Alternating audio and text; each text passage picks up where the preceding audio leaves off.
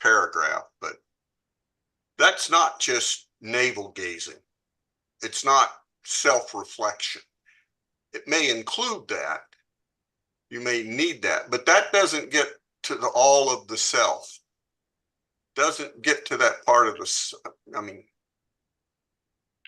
there's lots of stuff about yourself that you don't know how your heart works from self-reflection, or how your lungs work, or much of your body chemistry. There's just stuff. But so many people, when they come up against Genothi's Theauton, they say, oh, all I've got to do is, it's like Descartes. Just got to think about myself and I get there. But no. In a word, no. And I just noticed in this paragraph, I think Kenneth begins to make that much clearer. For those who missed it, I mean, he made it clear day one, but enough. Take control, Rick. Stop you before you speak again. Is that it? Hi, everybody. Welcome to week, wait for it, 93. 93. May I just add something today to what Excellent. Donald said? Sure. May I? Yeah, go ahead. I think, Donald, that knowing yourself and subsequently loving yourself is the hardest job of all. And I think out of that process comes your character. And it's continuous. It goes on your whole life. So I am supporting what you said because I like it. And not many human beings go down that pathway. Thank you. Thank you. There's a problem in all that. Do you know the Greeks had an invisible friend? The great what? The Greeks had an invisible friend. They had their diamond. We don't believe in the diamond anymore, but the Greeks had their invisible friend that was always there for them. Now, if you say you've got an invisible friend, they put you away. No, you lost me completely. He's talking about character. In the whole thing of thyself, know thyself and love thyself, that the Greeks and other cultures had this idea of a particular spiritual entity who aided that process. Or, you know, it's like the Christians' guardian angel. There was this, so you weren't entirely alone. You have a little helper in the invisible realm floating around you. Yes, your ancestors. There you go. Well, he's talking about ethos anthropoi daimon, the Heraclitus quote, that your character has so much of an influence over what you notice or want that it's almost like you're the horse and it's the rider, you know. And so that's the concept of the daimon.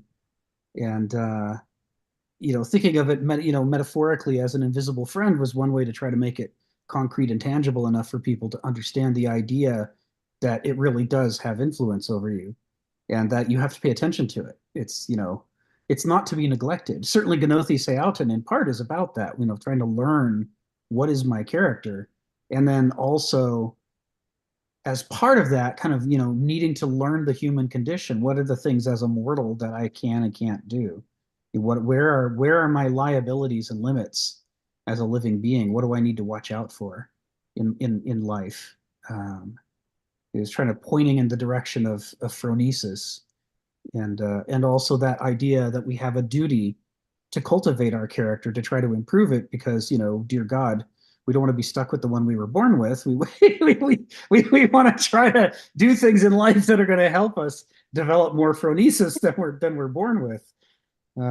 That's where the paideia, the acculturation process, comes in to try to teach us what comes naturally to animals but does not come naturally to humans, which is to be obsessed with the things that are healthy for you and not to be obsessed with the things that are self-destructive. This is the challenge, right? That we have coming into this week. So we're in paragraph 9 now, but I want to, as usual, back up to the end of the previous paragraph, because the way he writes the last 2 sentences, the previous paragraph set up this paragraph for us. And so I'll call on Phil in just a second, but I want to hit this hook to where we were last week. We talked about this next to last sentence. We talked about the same talents or genius of perspectival mobility, which is what this whole book is about, that make an individual philosophical, also make that person political, which is, as we mentioned, the sentence is loaded with import, because Aristotle says man by nature is a political animal, which is, under Greek grammar, means multiple things at the same time. It also means that people who don't pay attention to the larger picture of how do we work together to try to create a healthy community or polis aren't fully human. They're like children, or some other kind of deviation off the path towards becoming a mature adult mind. And this sentence is arguing that you can't actually be political unless you are also philosophical. Anything that's called politics that doesn't include a philosophical perspective is some kind of fake saccharine politics. It's ersatz politics. It's something unhealthy instead of healthy. Like, for example, what we have in the modern world is fake politics, according to the ancient perspective. It's a dog eat dog, who can con whom kind of competitive activity that's designed to, destroy the whole in order to exalt the one. Whereas politics in the ancient Greek perspective that were worthy of the word were, how do we make things so that it's possible for us all to get, as much of a healthy orientation as it's possible? How do we make it so that we don't spend all our time undoing each other's work? So we can point, we're not running in sand and our efforts aren't futile. How do we create a season, if you will, in which it's, we're able to be productive and do healthy things? This is what politics is about from the ancient perspective. The same Aristotle who said that, man is by nature a political animal, also, when asked how different is the philosophical mind from one that is not, he said, as the living are from the dead. He says to live a philosophical life is to live in such a radically different mode of existence in terms of your ability to orient towards what's healthy, that it's like you're a different species. It's as though people who don't pursue these questions of phronesis and sophrosune, who just assume that whatever they believe or feel is right, they are as ineffectual in life as the dead are. They aren't making the world a better place. They're getting in each other's way. They're tearing down good things and replacing them with bad things. They're just making a hash of everything. And you need this, the Greeks believed, and Aristotle basically said, between these sentences and some others, he's basically arguing that a culture has to have these examples of, the mature adult mind at work to make it possible to create, any kind of going concern for human beings that isn't just, cyclopes worshiping their stomach. Phil's got his hand up. Go ahead, Phil. Come off mute and tell us what's on your mind. Yeah, man. I know this becomes a situation in one sense, like, I guess Descartes more than anybody else, but it really reflects what Plato is, the mind-body problem. The problem with that, it seems like that really, in a sense, is not quite getting it, because it seems like the one and the many is a better description. Perhaps even a better description is that the one in the web of existence. In other words, being is really the relationship of the self to the web of existence, which I would say maybe is the environment. And so like animals understand that in a way. Of course, they want to do it in themselves, but there's always a dependency and attention in the web itself, because like if you're antelope, yeah, that's a web of existence. There's grass, there's all sorts of things, and other antelopes, but there's also lions and bears.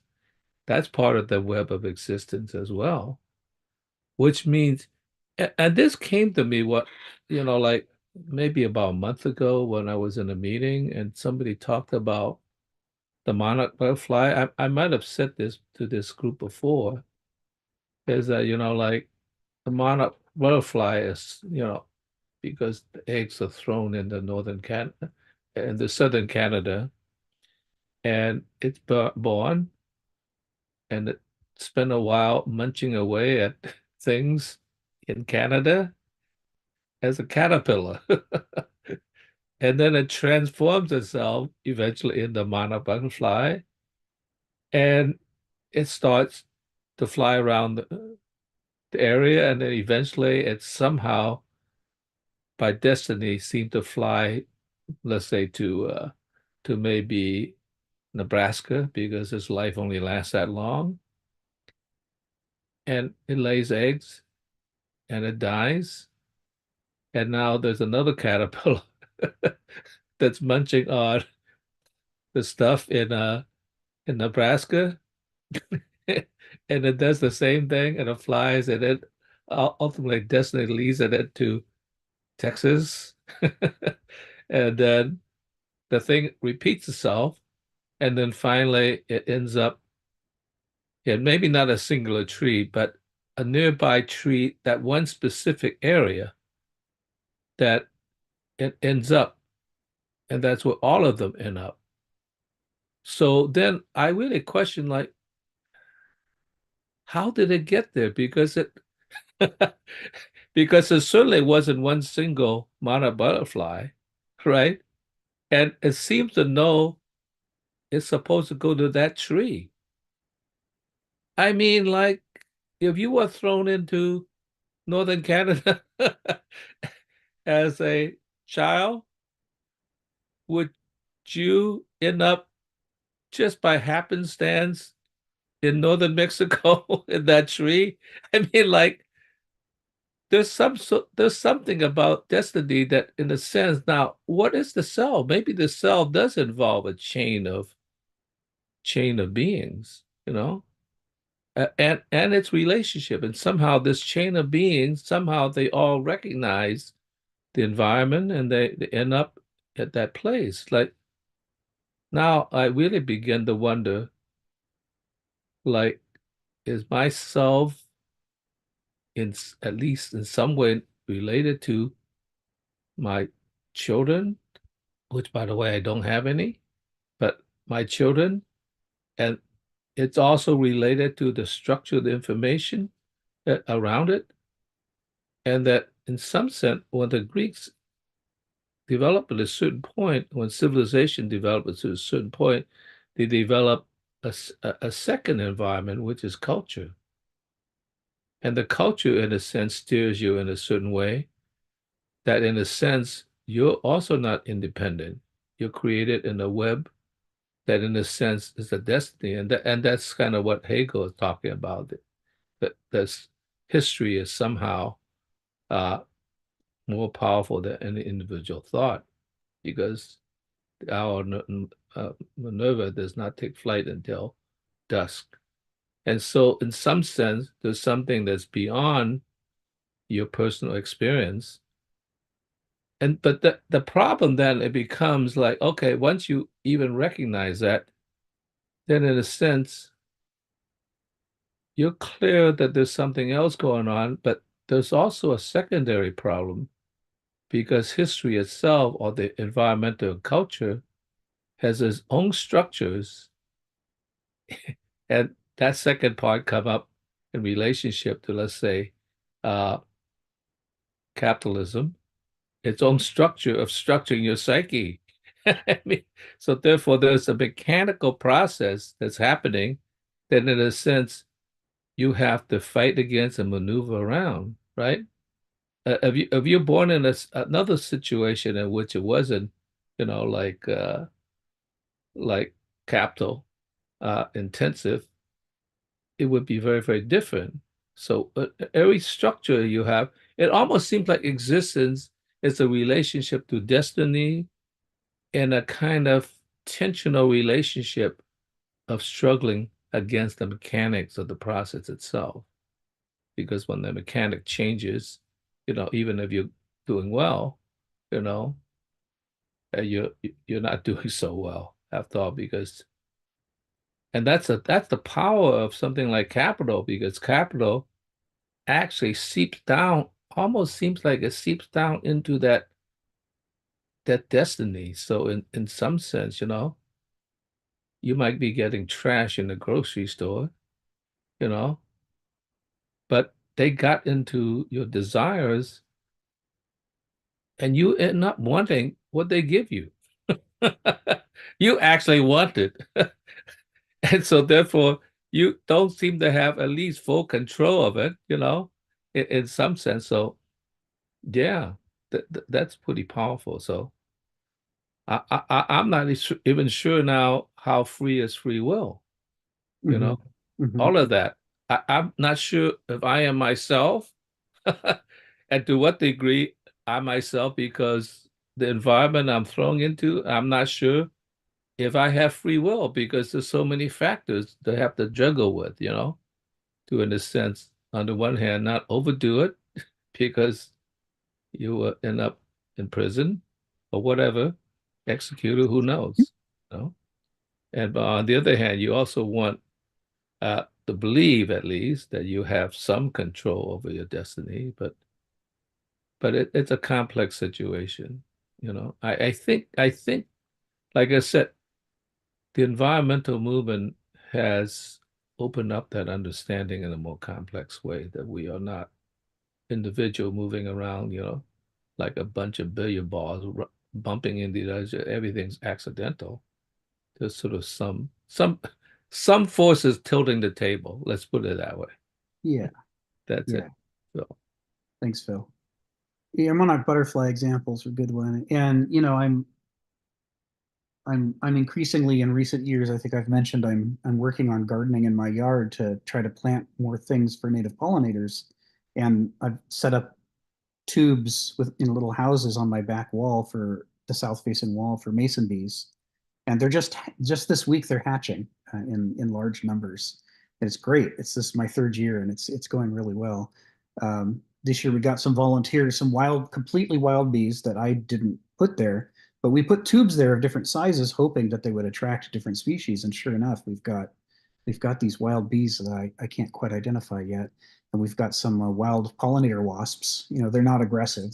They're sort of solitary, pollinators. And the next thing on my agenda, which I'm going to be doing sometime in about a month, is this side between me and my neighbor's house. They're right there. I'm a little way up from them. I've got on the side of the house has a raised path, with a cement path with dirt on the side by the house, but gravel on the side next to the cement wall that drops down to their driveway. And that little narrow strip, it's about a foot wide, but it runs the whole length of the house.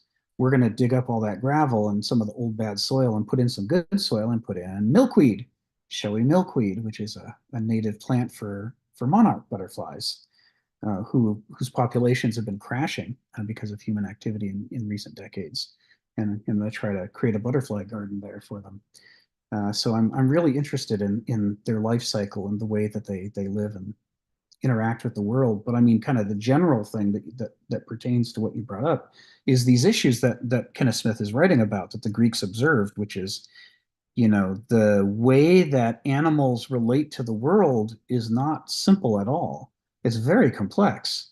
And it reveals that it isn't just billiard balls bouncing off each other randomly, like classic Newtonian physics, that there is a teleology to the structure and character of each species. There are things that it tends to want to do, and those things that it tends to want to do tend to have phronesis.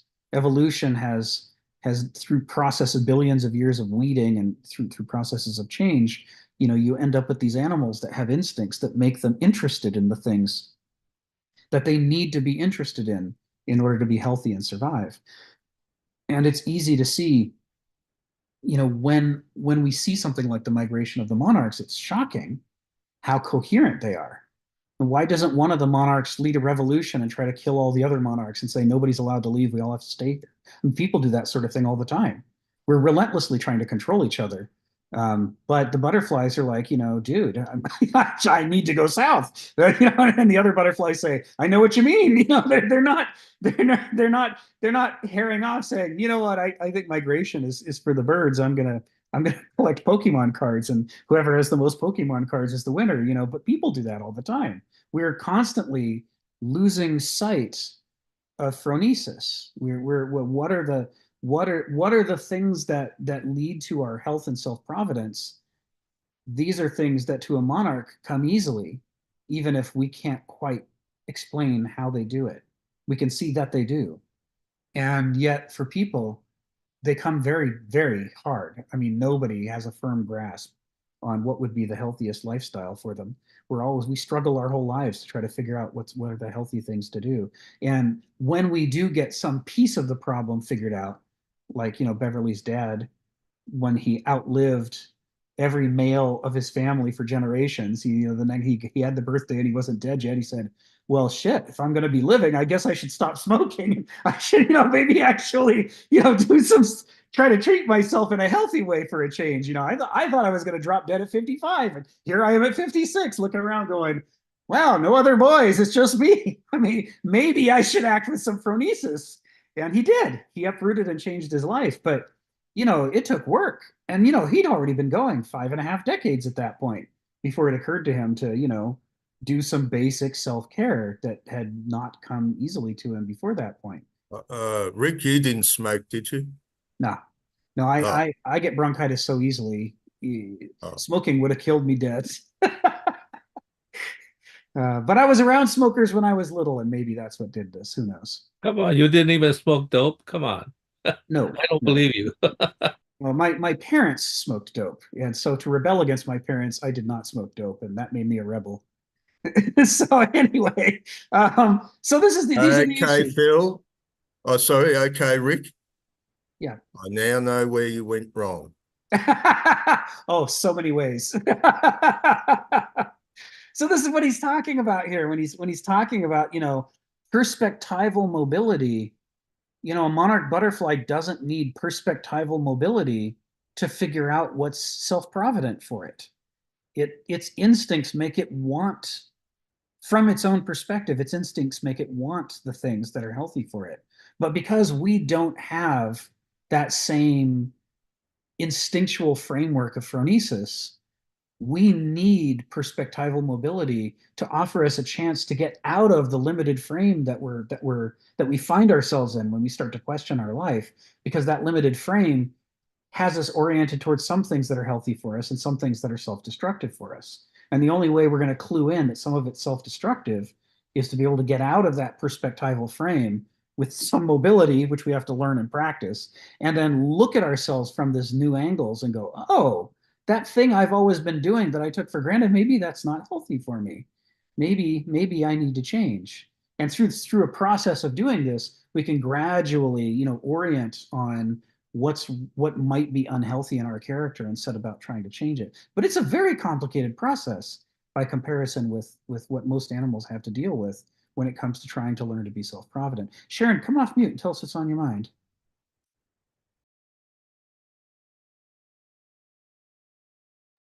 So I'm just sitting right on the verge of being confused. So the first thing I want you to do is anthropoid diamond. Could you type that in the chat? So Diamond. I could, whatever it is, know thyself. Yes. The Greek expression, because I want to memorize that. And secondly, here's what I think. I want to be corrected on this.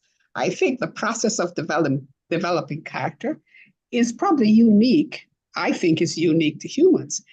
The animal kingdom is governed largely by instinct. And I think when I look at dogs, I see dogs have different personalities. And I don't know if that's experience with the owners, but when you look at animals like butterflies and birds, I mean, birds fly in formation because they're managing the wind dynamic. So I think the process of developing character, developing and loving yourselves is probably uniquely human. And I find I'm having difficulty extrapolating it to the animal kingdom. Yeah. Because that's an entirely instinctive, programmed process. A lion learns how to kill and eat. His mother teaches him. Yeah. So I don't know. Help me with that. So it's a mix for animals. It depends on how, I guess the proper evolutionary term these days is derived, how derived the species is.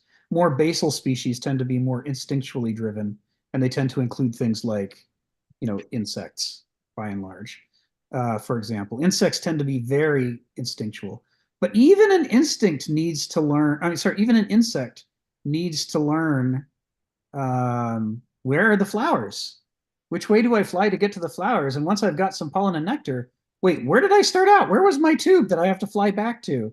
And they fly back and I've got all these tubes piled up and they're like, well, it's not that one. It's not that one. How do I remember which is my tube? So you can see that they're still thinking. There is still, there is still free will engaged there. There's still a process of kind of exploring and decision making and remembering and sorting and so on. But where I agree with you completely is they've got those instincts that help them want to fly out to find a flower and get some nectar and pollen, make them want to fly back and find their tube again and make their little pollen ball which they're going to lay their egg on. So they've got this framework of, even though it doesn't rigidly control all their behavior, they've got this framework of phronesis. Yes. That sort of kind of frames in what they will or won't do, and with people, we're sort of, this is where Pico maybe is sort of on the ball. We're sort of unfinished in that, by comparison with a bee or a monarch butterfly or this cat who's sleeping on my lap purring, we are frequently not oriented towards what's healthy for us. In the things that are healthy for us could be right in front of us and we don't notice them. So we're too busy looking at something else. We're sort of scattered. You could say Homo sapiens is the ADHD species. In that almost everything could be interesting to us at any given point. And it's very hard for the things that are healthy for us to compete with all that scattershot interest. But that requires cognition, and that cognition requires the power of will to do what's healthy for us. I think that's most of it, the power of will. One of the things I find since I've retired is I have all this time on my hands. Some of it is structured, some of it is unstructured. But to keep myself content, I got to willfully structure it.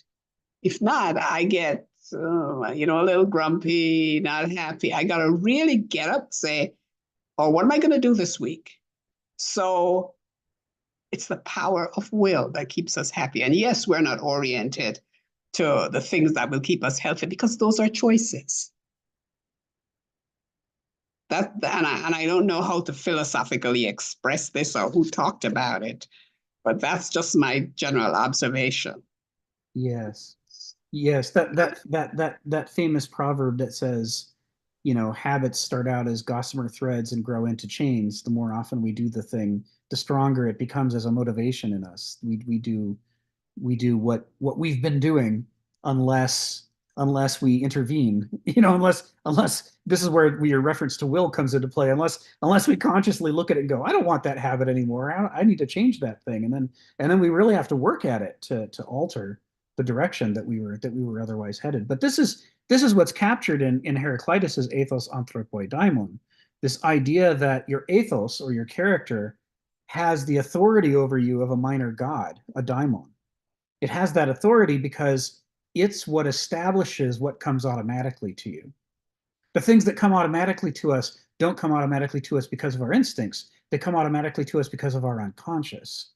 And that's the realm of our habits and memories and past experiences. And so, the way I think about this is the process of learning to be an anesthesiologist is this process of consciously going through med school and going through the practice and the texts and thinking and trying things. And as you're doing that, you're building up a lived experience that goes out of your conscious mind and down into your unconscious mind. Through the repetition, it shapes your unconscious until it comes naturally to your unconscious to have you do all these things that you didn't know how to do at all before you entered medical school. It's like you'd never done those things before in your life before that. It would have taken an enormous amount of will. But now that you've expended that will over a long period of years and through the repetition of the practice of, how do you assess, how much anesthesia a patient needs for a given, period of time, for a given weight, do they have red hair, all these factors that you're bringing into play, that stuff in the actual moment as an experienced anesthesiologist, when you're actually sitting down with the patient to do that, you're not having to exert the enormous amount of will to compel yourself to make the right choices that you did on your first day as a med student. Your first day as a med student, you have no habits to fall back on, to guide you. And so everything was hard. Everything was rapidly take notes. I might, if I forget this, I might hurt somebody. You're constantly trying to be as conscious and in the moment as you can, and trying to jot down a framework that you can refer to later because you're going to forget because it's not natural. But now that you've been doing it for decades, it comes naturally. And so the ordinary parts of being an anesthesiologist don't require this massive exertion of will, and that frees up your conscious mind to be able to pay attention for, is there something unusual about this surgery or this patient? You can look for things out of the ordinary and adjust to them in a way you couldn't do on day one. So that power partially comes from your unconscious rather than your conscious. Your conscious mind has cultivated your character to create the character of an anesthesiologist. But now that it's done that part comes naturally to you. And that frees up your conscious will to do other jobs, to focus on other things. So that feeling that you have when you think about that part of your life as an experienced anesthesiologist, that's what it feels like to be a monarch butterfly. And what I mean is the monarch butterfly doesn't get it as much from its unconscious, it gets it from its instincts, but it serves the same function that our unconscious mind does. It lays out the template for ordinary behavior. And then its conscious mind is then freed up for, is there anything unusual I need to pay attention to in the moment? And if there's not, I can just go about my day the way I went about yesterday. So. Can I just read the last sentence that you had? Because what you're saying, it says, to live for the sake of augmenting and challenging one's powers of insight. There's the choice.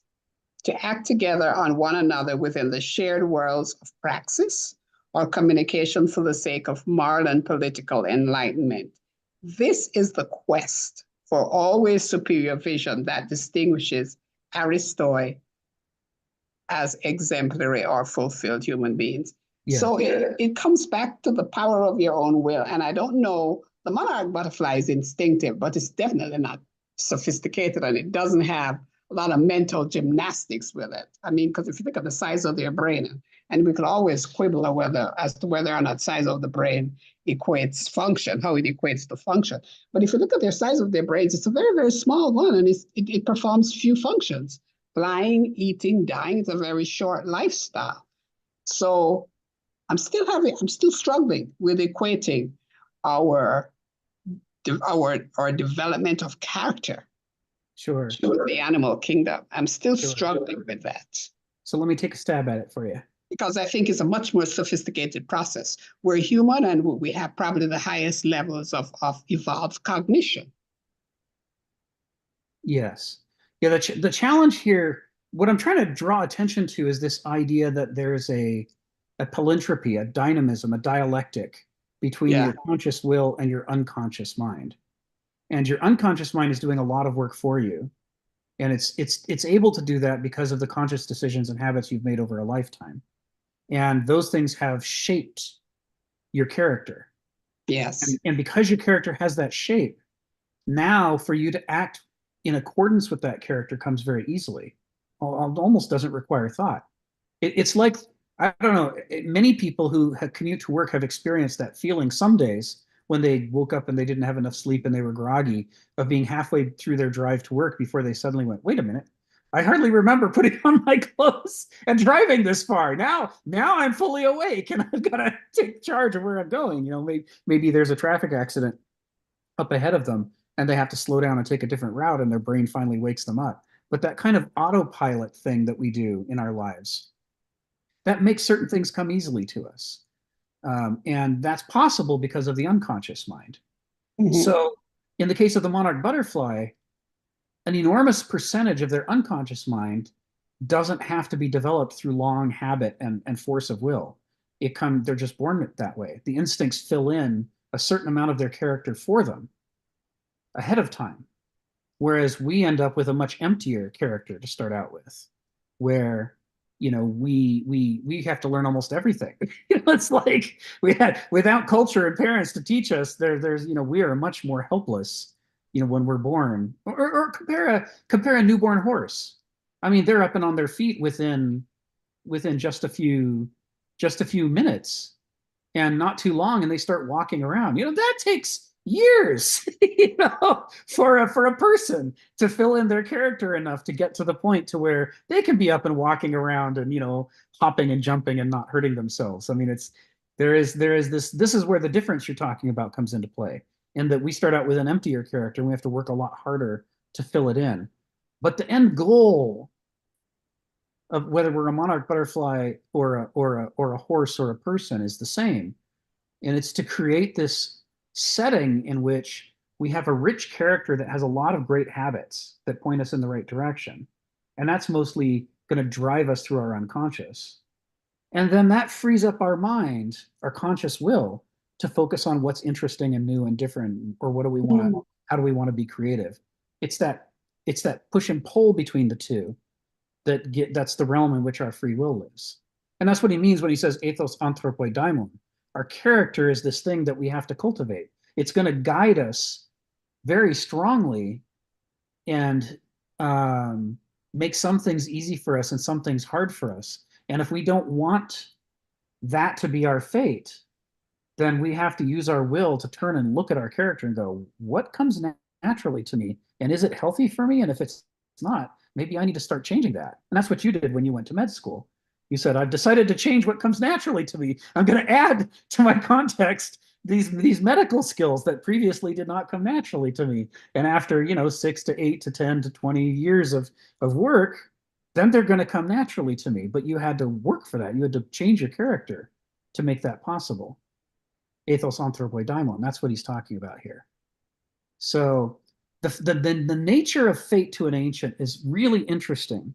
It's very different from the way, you know, if you see philosophical discussions in the modern world of free will versus determinism, they're usually portrayed as either we absolutely have free will and anything we want to do, we can do, and there's no restrictions on us at all, or we are 100% predetermined and it's fatalistic and we might as well not bother trying to do anything because we don't have any choices. And these are pretty much the two options that people give in, you know, in philosophical debates. You'll sometimes see people say, well, I think it's a little of both, or maybe it's somewhere in the middle, or, you know, they'll shift to these one-dimensional modes of thinking. But nobody talks about it with the level of sophistication that the ancient Greeks did, which is this idea that if you don't cultivate your character, then you don't have any free will, because you're just acting out whatever your character happens to be.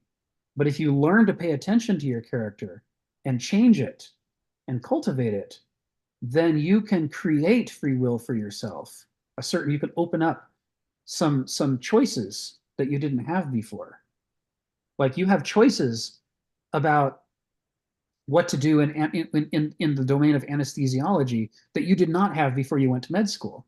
Because before you went to med school, you knew nothing about it. It was just, you know, it was completely, you were completely clueless about it, like I'm clueless about it. But after all that practice and development and expertise, now you can make meaningful choices in that realm at a level that nobody else on this call can do. You've opened up freedom for yourself through that cultivation of your character.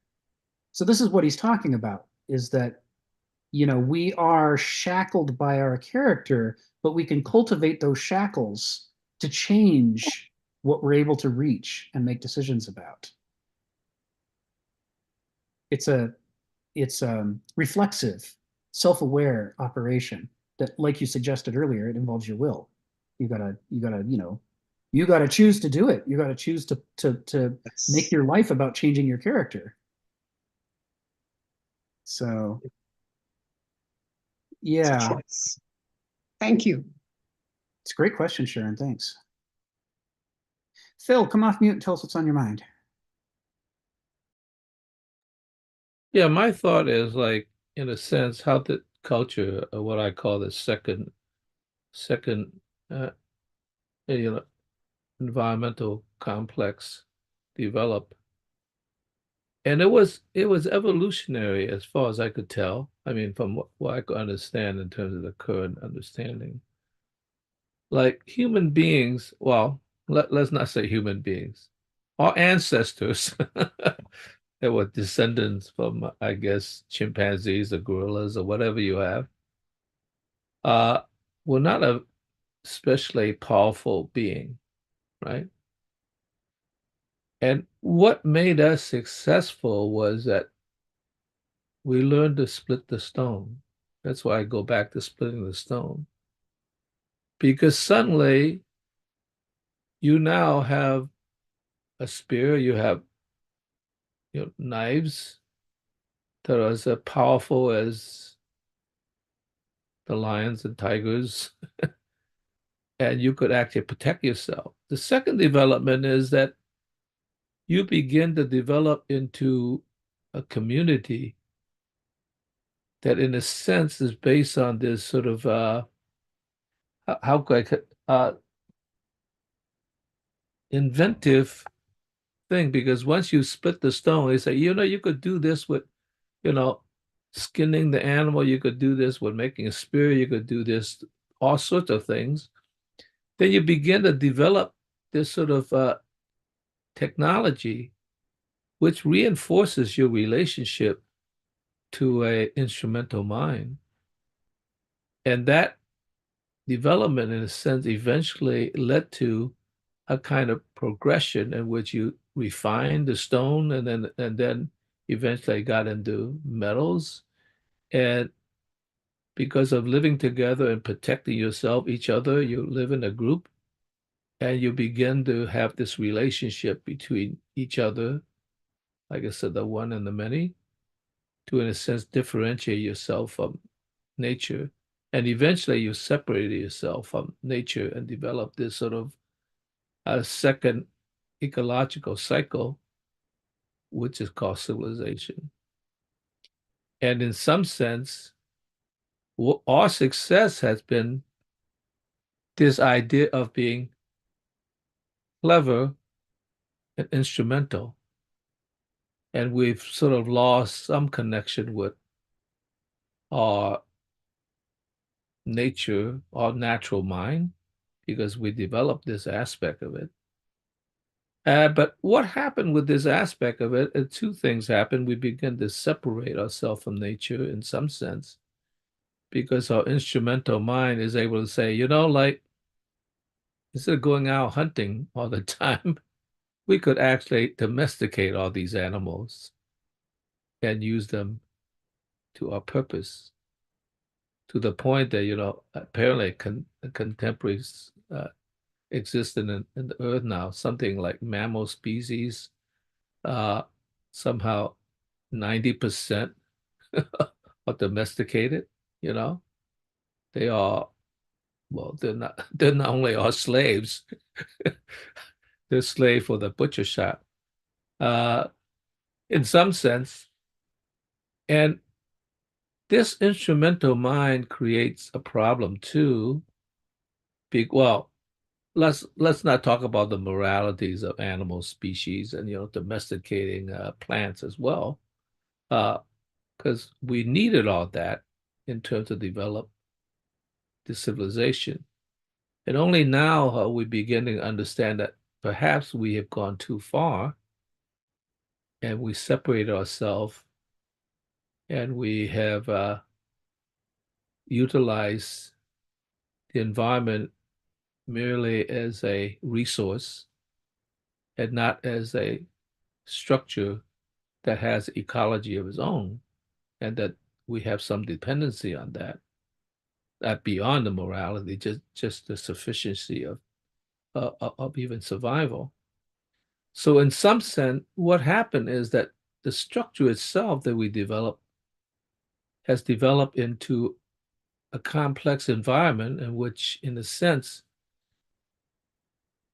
instead of having an organic relationship to existence, I'm not praising that 100%, but it's an important part. We have developed a kind of instrumental mechanical process that has a mechanical structure of its own. That came to mind, not only civilization. I was recently been very concerned about the economy a bit, so I've been learning quite a bit about it. And well, actually last night, because I heard this, and in some sense, I've always have some understanding of the relationship between the fundamentals of the market, which has to do with production, and the technicals, with the analyzing how to utilize the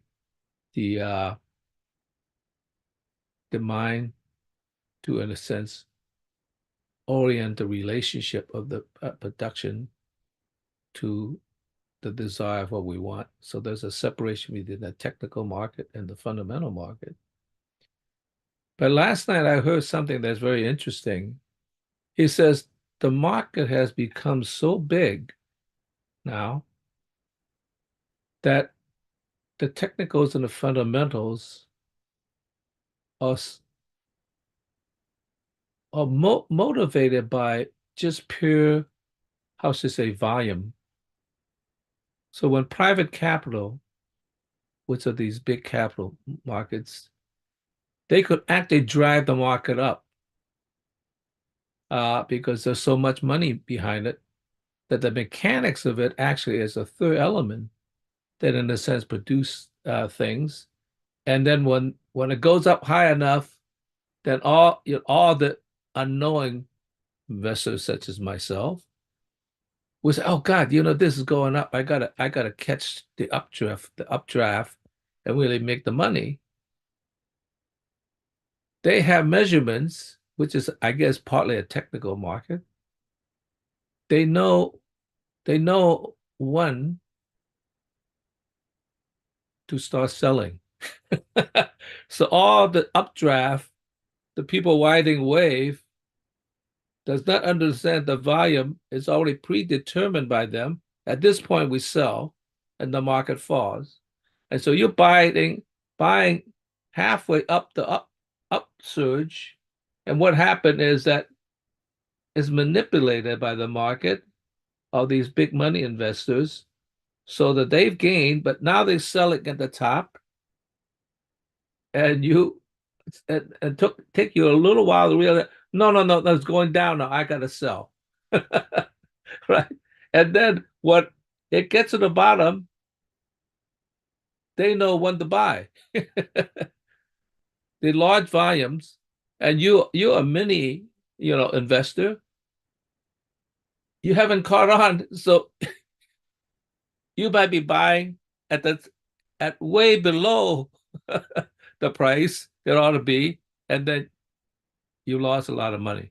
So in some sense, there's a mechanical process that we have to be aware of, because that's part of the mechanical environment versus the biological environment, which is much more manipulative because it has something to do with the instrumental mind, that we also added computational computers to know when to buy and sell, and in a sense control the market. So there's a third level.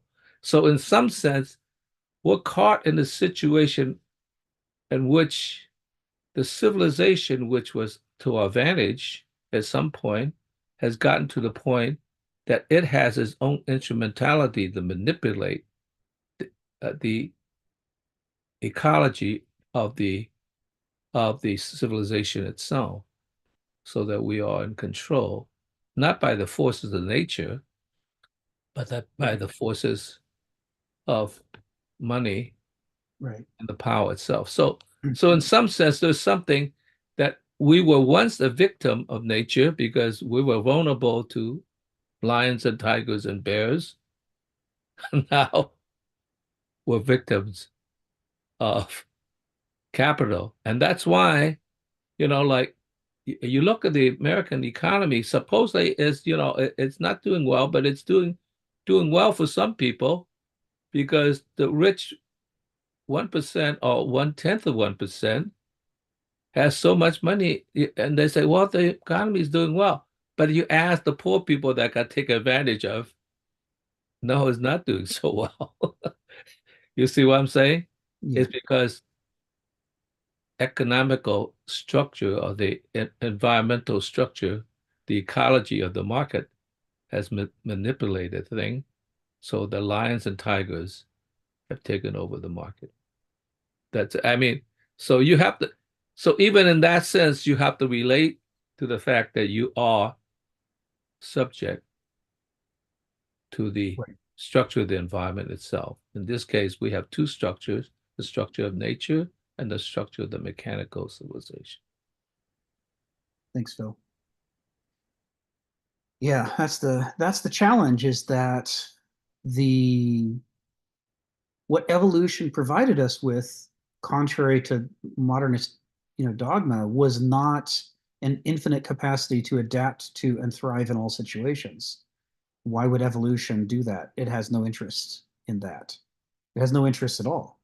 The processes of evolution didn't make it so that no matter where we find ourselves, we win, despite the fact that that's what we tell ourselves. We're the winning species. We're the adaptable winners. They made it.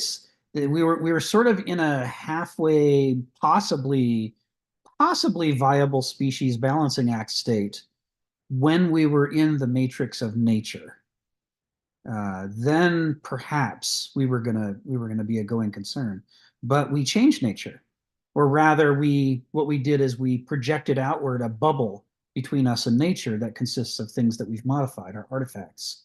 And among the artifacts that we projected outward were systems of relationships between those artifacts and ourselves. And that system has now grown to such an extent that the very behavior that might have been ideal for surviving in a natural environment can get you dead within the modern civilizational context. And if we adapt ourselves instead to thrive as best we can in the modern civilizational context, well, first of all, we're going to discover it isn't nature. You can do everything right and still lose. It's a system that's designed to create winners and losers, and most people are supposed to be losers, so that a small number of people can be winners, and that's what it's designed to do. And because it's designed to do that, all of our cultural and even vestigial instinctual kind of impulses on how to succeed, in general, they're in a state of tragic inversion, where the harder we work, the worse off we are, which didn't used to be the case. That didn't used to be the case. But now you can exhaust yourself and burn yourself out trying to make ends meet in this and end up worse off than you were when you started.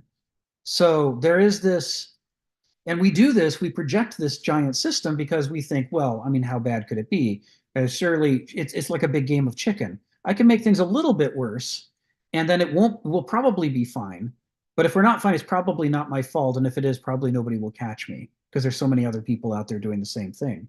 So everybody's out there sort of playing a game of chicken with how inhumane can we create the living conditions of human beings and not get in trouble for it. You see that, with the SNL scam in the US. You see that with the mortgage, the junk mortgage scam of a decade back. Over and over, the US economy is racked by these giant cons. Yeah, the 2008 crash, all these things. They almost never happen by accident anymore. They're almost all big cons that are done when a whole bunch of MBAs and stock market traders and banks all sort of get in on realizing that if they could just do X, then they can make a bunch of money. It's like the day we all woke up one day and every cash machine in the United States suddenly was charging what used to be free. Used to be free. There are people who were born today who never experienced a world in which it was free to get your own cash out of the bank through a cash machine because they all did it at the same time. And now we take it for normal that, you know, the if we put our money in the bank, they should be allowed to take some of it away from us and not give it back. So we're really struggling at a sort of deep level. We didn't evolve to adapt to this, and we're sort of struggling to find a viable way forward for our species. But when our focus is not on the modern world, right? We'll get to those chapters later. If our focus is on the ancient world and how the ancients see things, you can see why they might be savvier about these questions of free will and determinism and whether or not we're self-provident, you know, compared to the animals, because they are less immersed in a giant artificial system designed to con everybody than we are. They're more immersed in the natural world. Their success is more determined by trade winds and ocean currents and the fertility of the soil and all of those sorts of issues. And they're at a tipping point in history where they're recognizing that human beings have acquired just enough power that most of the time the big problems that people face are caused by themselves and or other people. Aristotle said that, right? That mostly it's not volcanoes and storms that are the causes of human problems. Mostly it's our failures to govern ourselves effectively. And if we could solve that problem, we'd make life a whole lot better for ourselves. This is where the Greeks are. They're seeing that people now have enough reach that it's starting to compete with nature as far as being the major influence on our success or failure. So that probably explains why they've got different orientations towards these fundamental philosophical questions than we do. They're living in a different matrix than we are. Our matrix is more detached from reality, which is why that survey in the 1980s, all those kids in New York thought that milk comes from the store, because for them it did. They'd never seen a cow. How would they know that it comes from a cow? That's not their life. Zelig, welcome back. Come off mute and tell us what's on your mind. Thank you guys for having me. Can you guys hear me? Yes, Awesome. you're fine. You know, answering the question, you know, that every time we interact, you know, we're trying to enlighten ourselves politically and morally. From the Greek perspective, they really did have a conception of constantly molding ourselves through literature, poetry, philosophy, and I parallel that with the Old Testament Jewish perspective, where they also saw nature as being powerful, right? They saw what they would call Elohim, or gods, and that ruled this world. But at the same time, they had this conception that, just like you mentioned, the monarch, right? They comes to a certain season and they flock, you know, to I think it's Michoacan, Mexico, where they go and they just beautifully populate, you know, this Mexican state. But the Jewish context saw that just as we were a part of that nature, there was something that took over our nature. Kind of like you see in science, where there's like these little larvae. I don't know specifically what animal that you specifically has this, but there's like kind of like a parasitic where it goes into a bug, and it basically manipulates it to do its own will, to cultivate its own bugs and reproduce itself. And you see the little animal, the little insect, the grasshopper, kind of do the will of this little parasite, and it no longer does the benefit of the monarch or the grasshopper. It does the will of this parasite. And in the Jewish Old Testament context, they viewed Satan in the garden as a parasitic kind of virus, right? When Satan threw the serpent, right? The serpent says, "Did God really say you shouldn't eat from the fruit of knowledge?" And immediately it's like a parasite goes into Eve's mind, and it says, and then she looked upon the fruit and considered it to be beautiful to the sight and great for eating, or for the palate, right? Tasteful. And I think the Greek conception, that's something that's different between the Greek conception and the Jewish conception of the will, that the Jewish Old Testament perspective was that the sin, original sin, has hijacked us, and that even though we look to do good, right, like that monarch, and go where we are going to actually reproduce and grow, there is something called sin, this parasite in us that gets us to do the will that gets to destroy us. Kind of like we see cancer, for example, in the human organs, or these parasites in nature, where you end up doing the will of another, that it's not according to your nature, but it's according to their nature. So that's something that the Jewish conception of politics and morality, it kind of adds to that dimension of the Greek world and says, wait a minute, you're right. We do have a nature that we conform, but there's this parasite that is getting in between that, and leading us to what Heidegger called, or what Freud called, seeking towards death, seeking destruction. And it's this parasite, is the sin, it's Satan, right? And so that's kind of the Jewish and then the Judeo-Christian view of being born again, right? Because we have a corrupt nature, we have a parasite, if you want to put it like that. We have a moral cancer, and that's completely different than the way that the Greeks saw it, right? Whether it's like you can actually get rid of this parasite, you can actually get rid of this cancer by reading philosophy, reading poetry, going to the theater, cultivating your arete.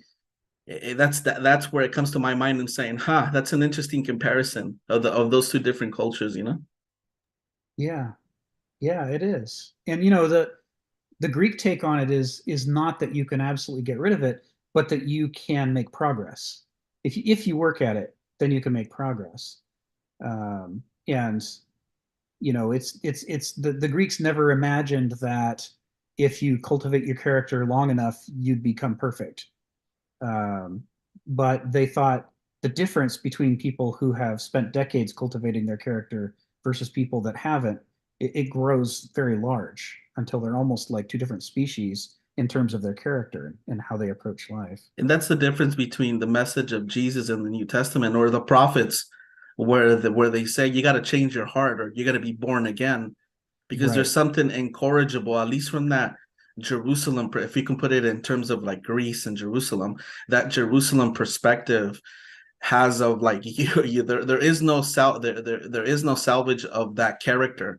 You must be giving something, you must be transformed, metamorphosis, right? You must be changed completely. Whereas the Greek view of it is like you can work at it and you can eventually change yourself. And that kind of nuance of view, it's a fascinating one right there. It really is, in terms of what the societies, the moralities, and the politics that come about that. Yes, I agree completely. And this is one of the major. I'll call on you in just a second. May I just want to add to what Zelig just said about bacteria, parasite. I mean, I think I read an article a while back. Maybe Rick, you can just expound on that. I mean, apparently there are theories that we are just made up of bacterias, and it's the bacteria's will that we become. There are more bacterias in our body than our own cells. Have you heard that theory? Sure. So this is talking about the way that our digestive tract has so many bacteria and archaea in it that we actually have more cells that are not human in us than cells that are human. And that furthermore, those bacteria and archaea manufacture B vitamins and hormones that affect how we feel. It has a profound effect on us. And we used to ignore that. We used to think everything about how you feel is in your brain.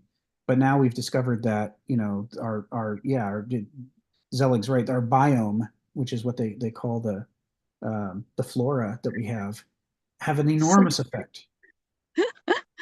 So we're just bacteria. It's just a bunch of bacteria all put together in one form. Well, we're sort of in a dynamic relationship, between there's a dialogue between us and our bacterial biome, at an emotional level. That's right. It's weird. It's weird and complicated. Yeah, that's a thought. Anyway, thank you, Rick. That's an excellent point. Thank you, Ginny.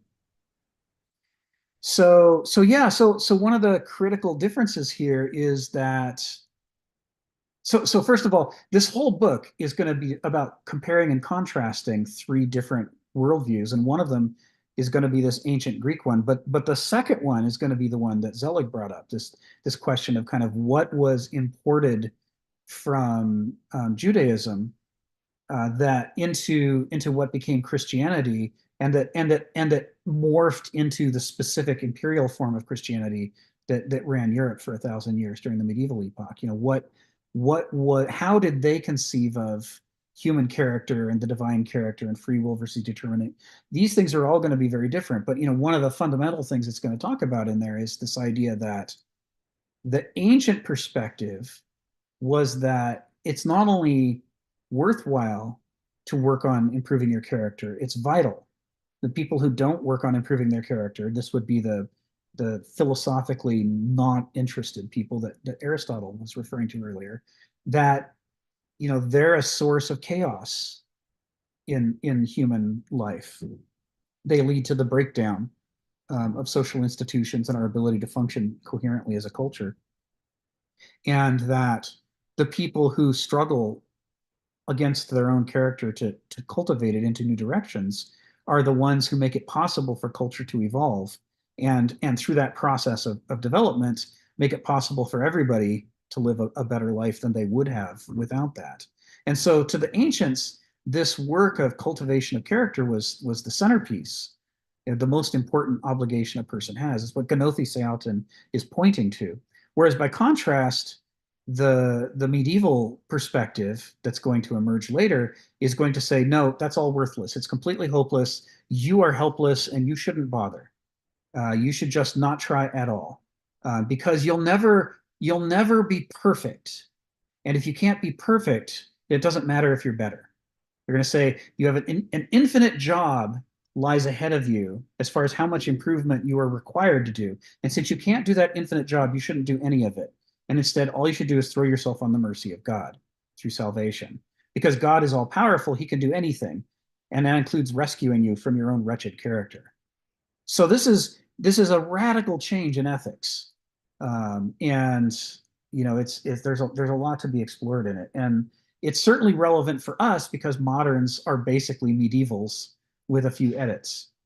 So that whole passive, pathos, infantilized framework of, you know, don't bother trying to improve yourself, is basically still present, but in an atheistic form, as Stephen points out from time to time in the modern world. It's, you know, we dethroned God, but we didn't put back in what had been there before the medieval God, which is the duty that we have to try to cultivate our character and do a better job. So we left that behind because the medievals had already gotten rid of that, and then we chucked out the salvation side from the medieval God, and what were we left with? You know, do whatever you want, basically. Whatever you have the power to do, whatever you can convince enough people to let you do, you should just do it because you want to. Stephen, come off mute and tell us what's on your mind. Yeah, I was doing a little bit of a talk a few months ago.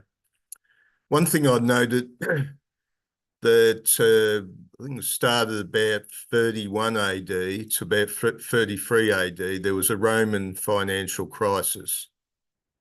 It was the biggest one of that century and possibly their largest economic crisis of 200 years. And I've always wondered, you know, we have the figure of Jesus, a sort of a cultivated rabbi who runs around, you know, preaching.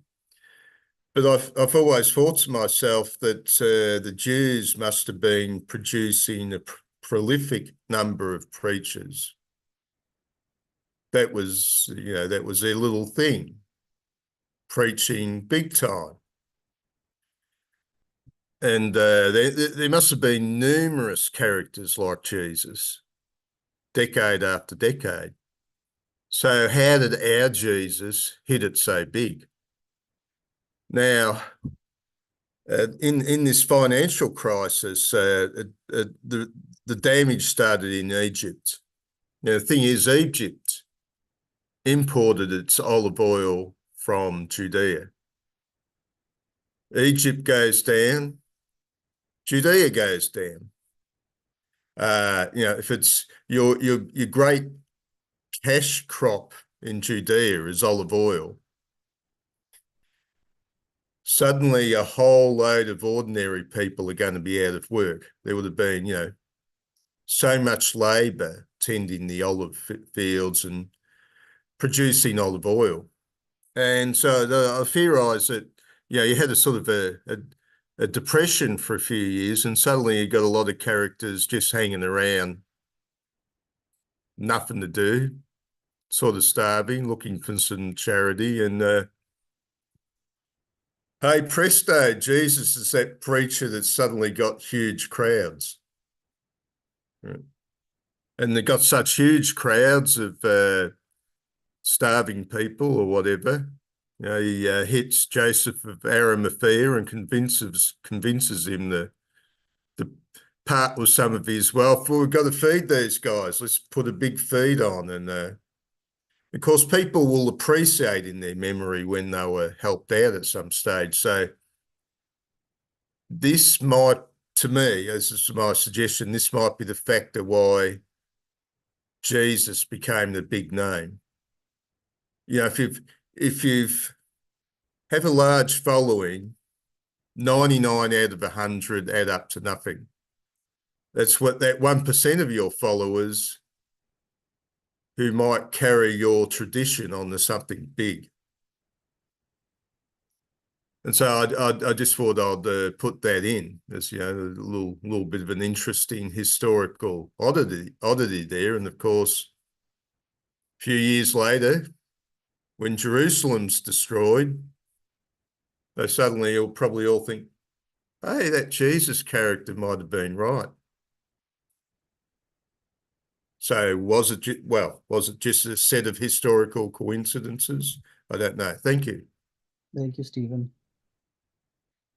Yeah, there's an interesting book out there called Creating Christ that came out in the last 5 to 10 years. It was the result of a lot of research that suggests that long before Constantine cultivated Christianity to be an imperial religion, much earlier, that centuries before that, the Flavian dynasty, short-lived Flavian dynasty that followed the Julian dynasty, set out to cultivate Christianity.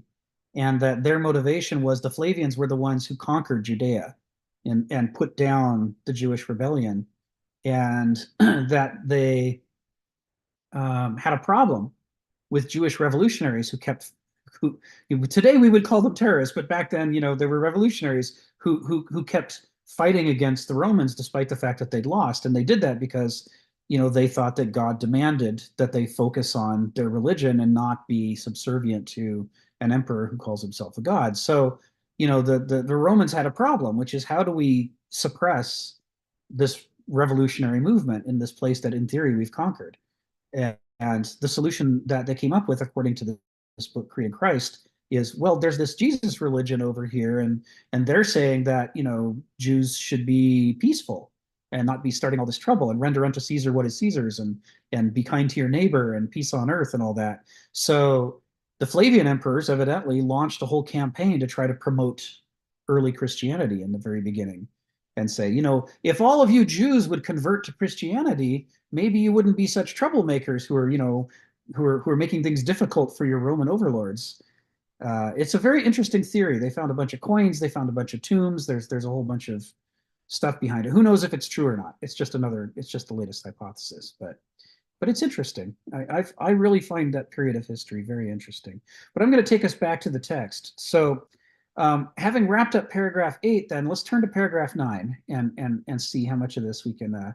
Sharon says, "Yay, the text! How much of this can we get through today?" So the context going into paragraph 9 is we're talking about the human condition and the difficulty that Homo sapiens doesn't have the obsessive focus on self-providence that other species have, and that it creates endless difficulties for us.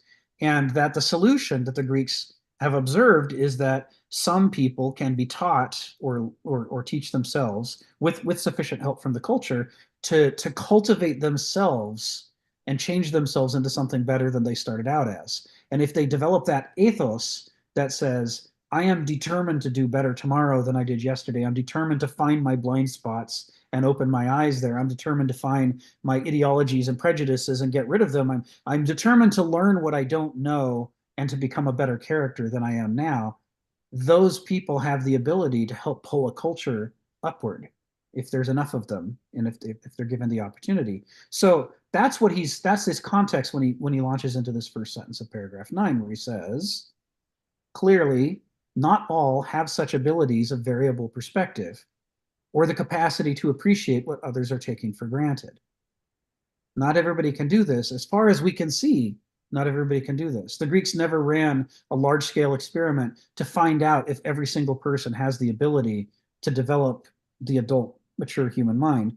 But certainly by according to the records that we have, certainly according to what Kenneth Smith argues, like Athens had a higher percentage of its population that were Aristoi than we've seen in, say, the United States ever. So we don't know what's possible here.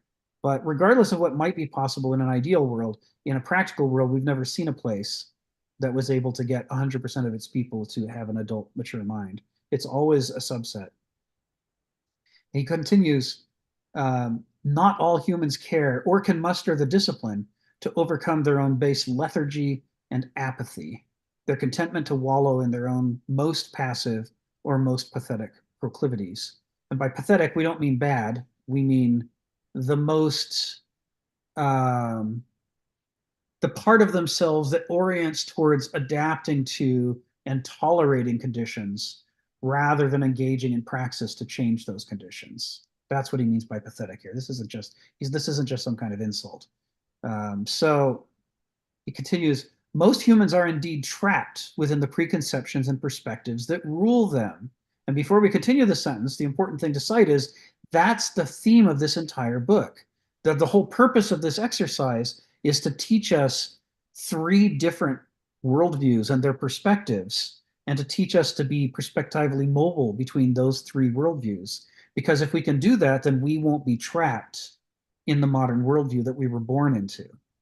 And so when he's saying most humans are indeed trapped within the preconceptions and perspectives that rule them, he's saying, hello, reader, I'm talking about you, right? This whole book is an exercise in whether you can learn to get out of the trap of the single monomaniacal perspective of modernity and learn to see things from an ancient perspective or from a medieval perspective, as well as from a modern one. Then you at least have 3 choices, and you're sort of better situated to go forth and learn other perspectives, to discover, other cultures with radically different worldviews, and to add those to your collection, and to learn how to, move between them and compare them to each other.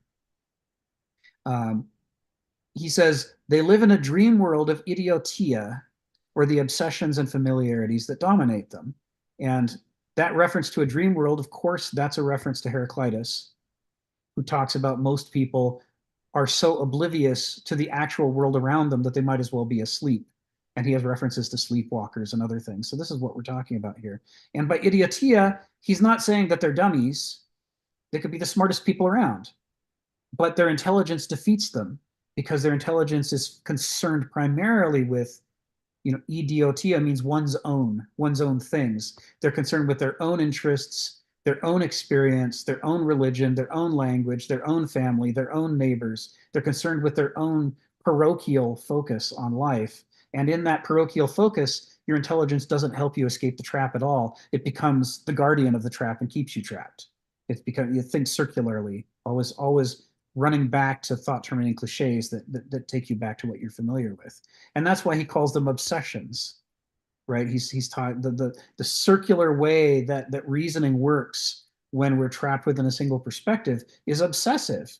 But unfortunately, it's not the obsession that the cheetah has for the gazelle, which would make the cheetah healthy to chase the gazelle. It's the obsession with self-destruction that happens so often for Homo sapiens, where we've lost track of the things that we need for our self-providence, and we're obsessed with whatever random thing we've acquired, whether it's an ideology or what have you.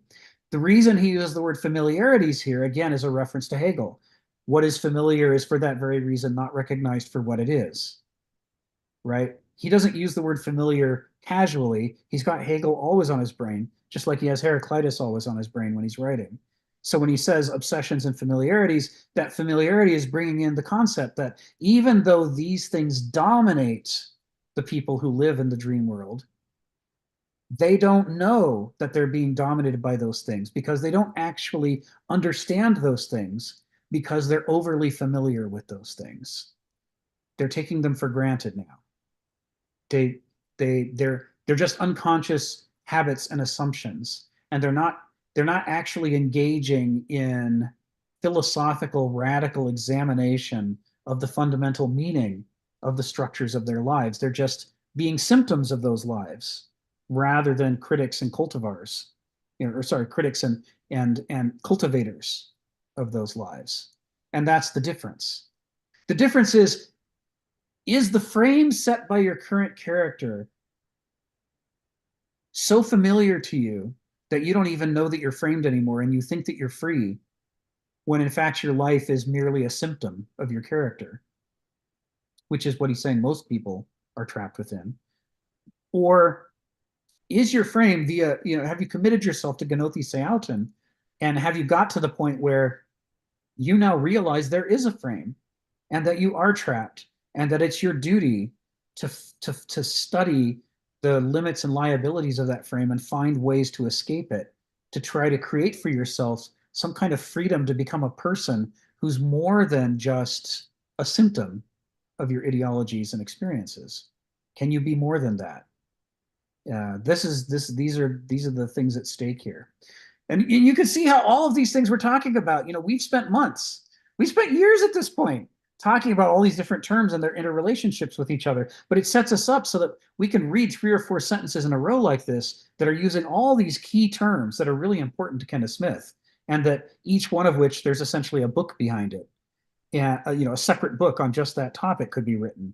But now we can start to see how it all meshes together so that he can explain the extent to which the ancient worldview is not just a primitive version of the modern worldview.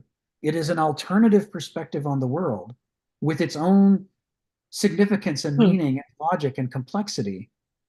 And we won't understand them and how they saw the world until we can grapple with those things and acknowledge that they're there, and see by comparison where our own worldview suffers, where we have limitations in perspective that they didn't have. If we can't see that, then we don't understand them. Phil, tell us what's on your mind. Yeah, I was going to comment on something else, but now that you mentioned this, it seems kind of important. I wonder whether human beings, by and large, possibly with the exception of few, could even operate without, in a sense, being submissive to the frame in this sense. I'll give an example that's interesting, because, for instance, sports is a very, very important part of a culture. We all understand sports. It has its rules and it has its structure. And I was thinking of this particular instance of, well, let me go in passing of, let's say, framing what boxing is. Boxing is fighting, but with rules. Without the rules, then it's just street fighting and you're going to end up killing each other, all right? That's what an art form is. You constrain it so that it is living within the bounds. I was thinking about specifically, I think it was the 1980, somewhere around there, when the American Football League was on strike. And the American populace was so frustrated that we end up watching Canadian football. Now, Canadian football, the forms are quite similar to the American football. The field is a little bit wider. I forgot how wide. It might have been a little longer too. But the American football, I guess if you're being American, is based on a dynamical tension between the push-pull that's perfectly fit in a framing structure. Because if you have a very fast running back, the boundary runs out. And even if he's very, very fast, you could still control that and create that tensional relationship between the push and the pull. between offense and defense. With Canadian football, just that added 10 yards, maybe, whatever, it seemed like an endless field. The guy just runs around like, you know what I mean? It's like there's no longer a tensional relationship. And what happened is the offense, as long as you have good running backs, is always in dominance. So what I was watching, and of course, I'm not a pro football fan to that degree, but when I'm watching it, it almost seems a little bit like soccer, right? What? Now, I'm not against soccer, but it's like you're running around, and we're so used to this structure that, in a sense, can we do it? And I think everybody was very happy when, oh, the football strike finally ended.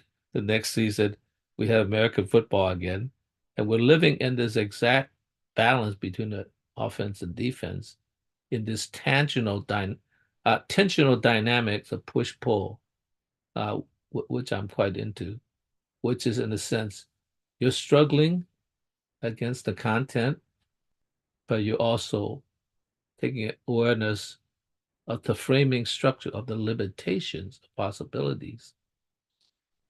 And my thought is, because I'm an artist and I'm very a modern artist in that sense, I'm very aware of the plane, picture plane, the rectangle structure, and its implication between the object and the field, the relationships. I mentioned this before, I'm not going to go into it, about criticizing somebody who has a problem with her painting. She was a lecturer that came to our school. And I pointed out there's something wrong with that sign, like she said, yeah, I had a problem with that. I didn't know how to solve it. I said, did you ever consider just adding something to it and continue the content offward, right? So it seems to me, if you are a wise thinker, whether you're a painter or a football player, you got to go beyond sometimes about how to take advantage of the framing, right? I remember when Ken Stabler, because I was in the Bay Area at that time, we're watching football. You'll be doing Ken Stabler and what's his name? The tight end or something. And you just kind of imagine at the end of the game how much they play the football game in the sidelines. You get the football, you throw it in, guy catches it, he runs a few steps, he falls out of bounds, stops the clock. You're playing time. You are changing time, right? You could make 2 minutes seem like an hour, right? Because you're playing the frame. Now, then why don't they change it? Change it and widen the field like play Canadian football, because you can't play that frame. So anytime you do that, you have to be conscious of the content you're dealing with.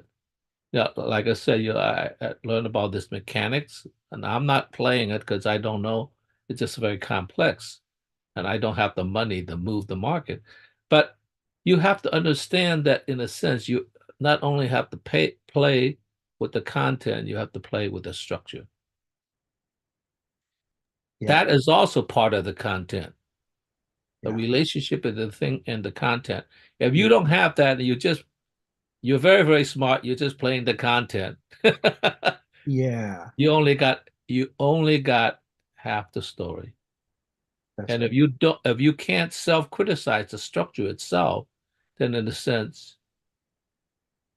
you're one of the herd, or maybe you're the very, very rich person, and you don't have to think about it. You just push your money in there, and suddenly the market changes because of your movement. So I guess if you have a running back that's like Goliath, he doesn't care about the frame. He just run right through the defensive line.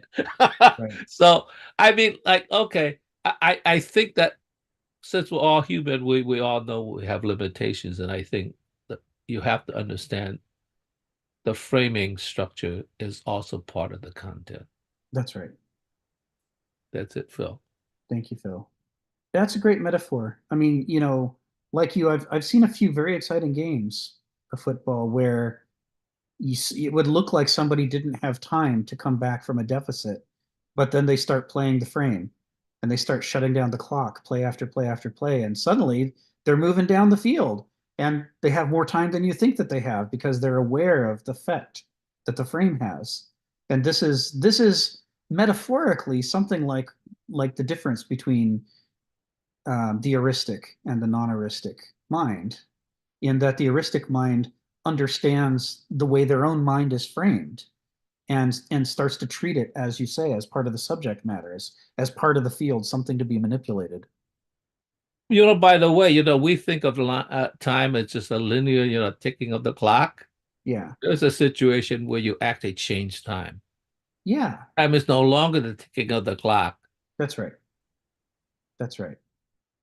Yeah, that's exactly right. So, you can imagine that there are certain kinds of football games, very exciting ones, that cannot be played by someone, no matter how intelligent they are, if they don't know the rules about stopping the clock at the edge of the field. Those games are unavailable to them, and if they can't conceive of, if their whole life has been inside of that field and they can't conceive of the boundaries of the field and what's outside of it, you're never going to be able to get them to understand that there is a larger world out there. This is like that problem of, in the novel Flatland. The sphere passes through the flat plane, and to everybody else, it looks like a circle appears from nothing and then vanishes back to nothing. And that's the way they understand it, and it's the only way they can understand it, because to their mind, there is no third dimension. And to people who can't understand that they have an identity outside of what's familiar to them, that they have an identity outside of the frame of their character, and that identity can be expressed by modifying their character, and that's not a scary or betrayal. It's not a betrayal of who they are. They're not doing something wrong, but that's actually what they're supposed to grow into the ability to do. If they can't conceive of that idea, you're never going to be able to get them to grok this idea of variable perspectives and the duty they have to cultivate them.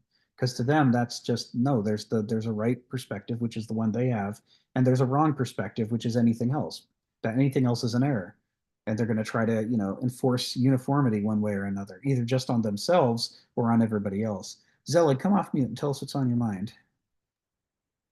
Looking at the text here, and then what was just said right now about structures, there is a necessity there of having structures as a way of depending, right? I think I just recently finished Alexis de Tocqueville's Democracy in America, and he was amazed as to how in the 1830s, 1836, that he came to visit America was going to actually survive as a democracy, because he read the Constitution for himself, and he was like, this kind of thinking here that is going on in the Constitution is so abstract from daily concerns that I don't understand how America, which is so concerned about how to earn money in the 1830s, most immigrants from Europe, from England, mainly were coming to America to get a better life. And you couldn't read philosophy, theology. You couldn't read Thomas Hobbes and John Locke, because you were out there in the wild west of California, living in a log house, cooking for yourself, fending off my ancestors that were trying to retain their land. You're worrying about whether the Cherokees are going to come and kill you, and you couldn't be educating yourself. And he's like, I'm afraid that America is not going to last, and he was partly right, because in the 1830s, you read that America in Democracy in America, and it doesn't exist anymore. They saw themselves as a different countries or republics or nations, and he foresaw in the 1830s that that the slave question of the states' rights was going to eventually either tear America apart and just basically become a balkanized, situation, or it was gonna. He didn't foresaw exactly what was gonna happen, but he saw that question was going to either make or break America, and I believe that it broke America and it became a different thing after 1865, and in part and parcel because people, he said he fears something in democracy, that because people worry about the daily affairs of trying to earn a living, they were going to eventually delegate all their thinking to one set of individuals. And he foresaw the rise of people like Hitler that utilized democracies to gain power and then basically, use it to benefit himself. And Alexis de Tocqueville basically was right on the money that not many people, like the text is saying here, have the time to cultivate themselves. And it leads to a danger that in America today, basically to us today, is the bureaucrats, right? Who of us can do all of the applications or the legalese to for example ask for a FOIA or something like that? No, you hire someone else or you create a new government position to take care of that, and eventually Tocqueville said it will turn against us, and it has to a certain degree where we no longer push in education, for example, how to think for yourself. This is just how to fill in bubbles, because you don't get anything done thinking anymore. You just delegate it to the officials, right? To the official class. And so this text, it has that question of like, okay, so if the populace is not thinking, then who's doing the thinking? Well, select few. And in Greece, we would see that, right? You had the philosophers, the philosophers. You had the rhetoricians who were you would pay them a little bit of money to win your case because you yourself didn't know how to debate a case before the court. And so we kind of see that connection there, that even in the ancient world, people delegated much of their freedoms, and that led to their detriment. And today we're basically we're in the same situation where today most of our political questions or moral questions are delegated to some entity that we really don't have a say in. So it's really, I can see that right there, and it's like, yeah, it's still true. Hey, Zelig, you don't have to worry. The machines will think. The computer will think for us. Chat GBT will. That's right. Yeah. So de Tocqueville, he had a classical education. So he read his, Aristotle and Plato, and much of the critique that he's offering just comes straight from the Greeks. And there's a reason why. Aristotle is writing at a time when Greece has fallen, basically. And Plato and Socrates are working at a time when Greece is falling apart. So they're seeing the differences between the way the lived experience of their governments was during their lifetimes versus how they remembered it being, in just a generation or two ago. And the contrast got more and more stark as things began to fall apart, and that put them in a place to be able to theorize about, where did we go wrong? How are the different ways that governments can go wrong, and so forth. And de Tocqueville applied that to what he saw in the U.S. This all is, I'm glad you brought it up, because I mean, this what you just said flows directly into the second half of paragraph 9. He's talking about people who don't ever develop the adult mature mind, the heuristic mind. He says they lack reflectivity on themselves. They live and they think merely simpliciter, which enclosed within the pathos of an impoverished self, which they take as the laws of the world itself. They confuse the limits of their perspective with the limits of reality. And they say reality must be as limited as my perspective is. And they don't even say it consciously. They just live their life as though it's true and try not to think too much about the larger picture. And if you do that, you end up with this, we all started out that way when we were younger. We've all experienced what it's like to take our own perspective for granted as reality. And, the consequence of doing that is, first of all, impoverished is exactly the right word, right? You end up, you just shocking how much you're missing from your picture of the world and yourself. It's like a flatland by comparison with what's real. But also that the use of the word pathos here, that rather than mastering yourself and cultivating yourself to change yourself and grow into something else, you suffer yourself the same way that you suffer the laws of gravity, as though it's something inevitable and unchangeable, and it's the way it always was and always will be. And thus that level of passivity that results from that leads to a tendency to take everything for granted, to just assume that the familiar equals the real. That what I think is the same as what's out there, and that, you know, and to believe that it's a virtue not to think too much, not to question too much, not to cause trouble by rocking the boat or biting the hand that feeds you. There is this kind of fearful, don't jostle anything or it will all fall apart. The natural development out of this kind of life of pathetic passivity. So he continues, certainly all humans as infants and children are liable to such idiotia, and that's what I mentioned before. You know, we start out assuming that what you know, the world is the way it appears to us. But some, according to their character and the resources of the culture that draws them out of themselves, some learn how imperative it is to struggle against those irrationalities. And of course, here again, we have the problem of the word irrational, right? It's like, well, from one perspective, it's perfectly rational. You can stay inside your little world and everything is the way that it seems. He's meaning irrational in the way that we don't have a word for in English, but that, you know, he's alluding to what the Greeks would be referring to, you know, as the heuristic mind, or what Hegel would be alluding to as Vernunft. You know, the lack of Vernunft, the lack of an heuristic perspective, is what it is that we have to struggle against to get drawn out of that frame if we don't want to live a life of pathos, of suffering ourselves. Stephen, what's on your mind? Okay, here it's been claimed that certain Greeks, I don't know how many Greeks, ancient Greeks,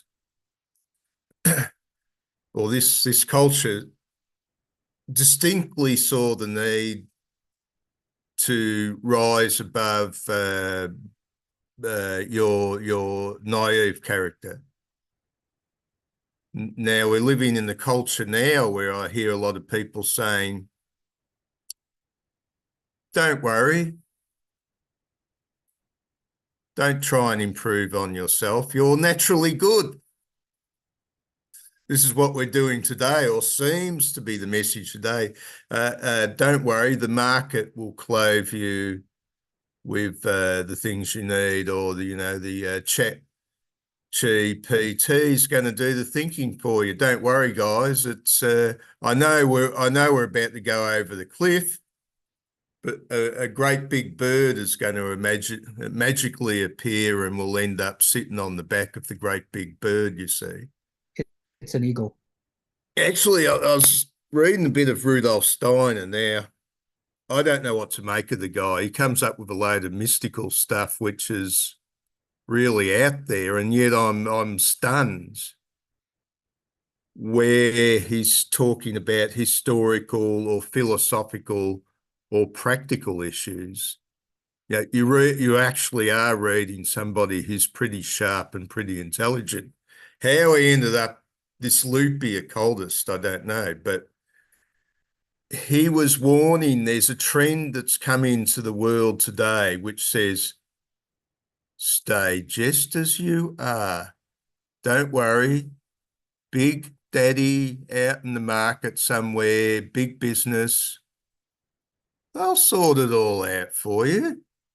Don't get into any of that stuff where you try to think for yourself, you know. We don't want any of that happening. You're just going to go the wrong way. Just stay as what you are, just all the time. Just fall into your most base apathetic characteristics.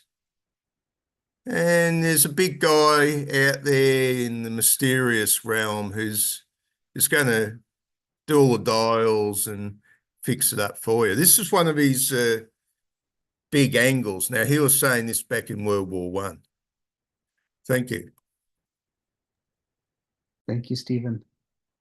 Yeah, I mean, I don't think you're exaggerating at all. I lived the experience of being in the VA, and I could see how when things began to go bad, there was a big split among people who I would have thought would know better. Some of them could clue in that the changes that were happening should be resisted, but others were like, no, as long as we follow the new policies, the system should take care of us and everything should be okay. We shouldn't have to question the policies or resist the policies. We should just obey the policies. And as long as you obey the policies, then, you know, how bad could it get?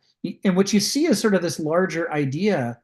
If we take a Noam Chomsky concept, you know, Noam Chomsky was one of the guys who argued that the Soviet Union was not as different from the United States as the left and the right both seem to think. So they're both expressions of a single kind of modernistic approach to the world. And you can sort of see this in the way that even though they claim that progress expresses itself in a different medium, either way, they believe that progress will solve all our problems. So in the West, we think that science plus the marketplace, these are the organs of progress. And so it's okay if things are bad because, you know, science and or the marketplace will fix them for us. We ourselves don't have to exert ourselves to do anything. It'll just be taken care of. Whereas in the Soviet Union, they believed that the proletariat and the forces of history will solve all the problems. But in both cases, those are just masks for the unifying term, which is the idea that progress is like a god, and progress wants what's best for us, and progress will make things better. And so we can be passive and let progress solve all our problems for us. It's sort of like everyone's operating in principle. I know what I'm doing is suspect. I know where things are going as suspect. But I've got this wild card up my sleeve that when I bring it out, it's going to suddenly fix everything. You know, this technology is going to come, this artificial intelligence is going to come along and fix everything up for us. I think the worst bit I ever heard was in a local philosophy group where they said, well, look, when AI comes along, it'll give us all the answers. We don't have to think for ourselves anymore. A gang of philosophers have decided that thinking's too hard. Yes. We won't do that. We'll put it out there. You know, we'll outsource it to the computers. And of course, famously, Frank Herbert in June said, no. This is a bad way to go, guys. You don't want to go there. But yeah, it's sort of like a Twilight Zone. I've got this magic card up my sleeve. Progress. At the end of the Twilight Zone episode comes out. Oh, nothing there. Where is it? Yes. I can't find the card. Tragic. Yes. Thank you. Thank you, Stephen. Yeah, so it's all over. It's all of this idea. It's all we can be passive and it's all right. We don't have to cultivate ourselves. We don't have to exert ourselves. Just follow the rules and don't rock the boat and everything will work out. Donald, come off mute and tell us what's on your mind.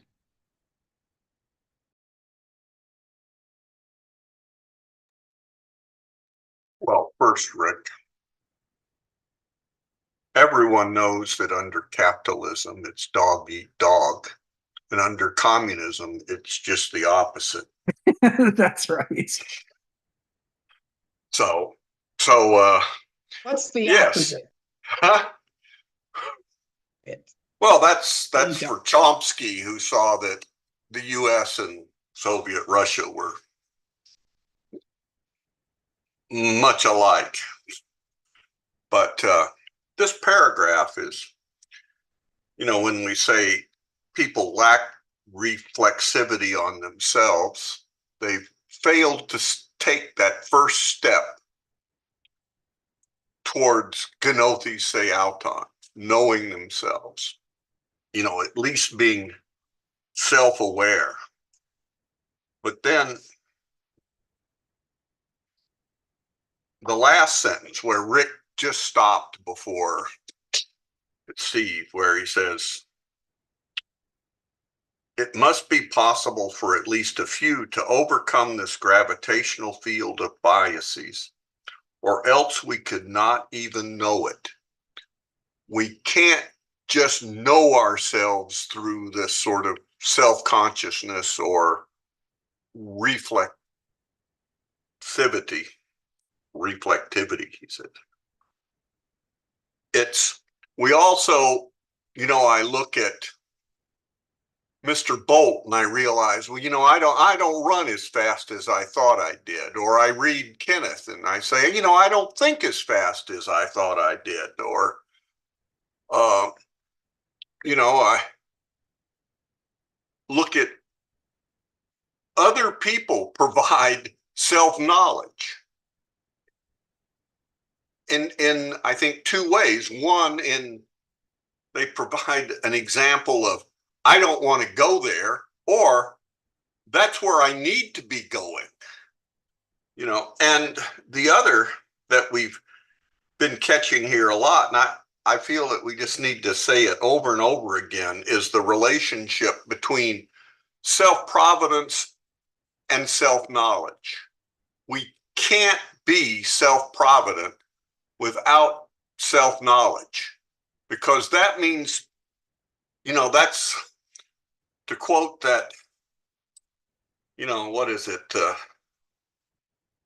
Is it the search for the Holy Grail? Are you chosen wisely? You can't choose wisely without knowing what you're choosing for, what your nature and character are.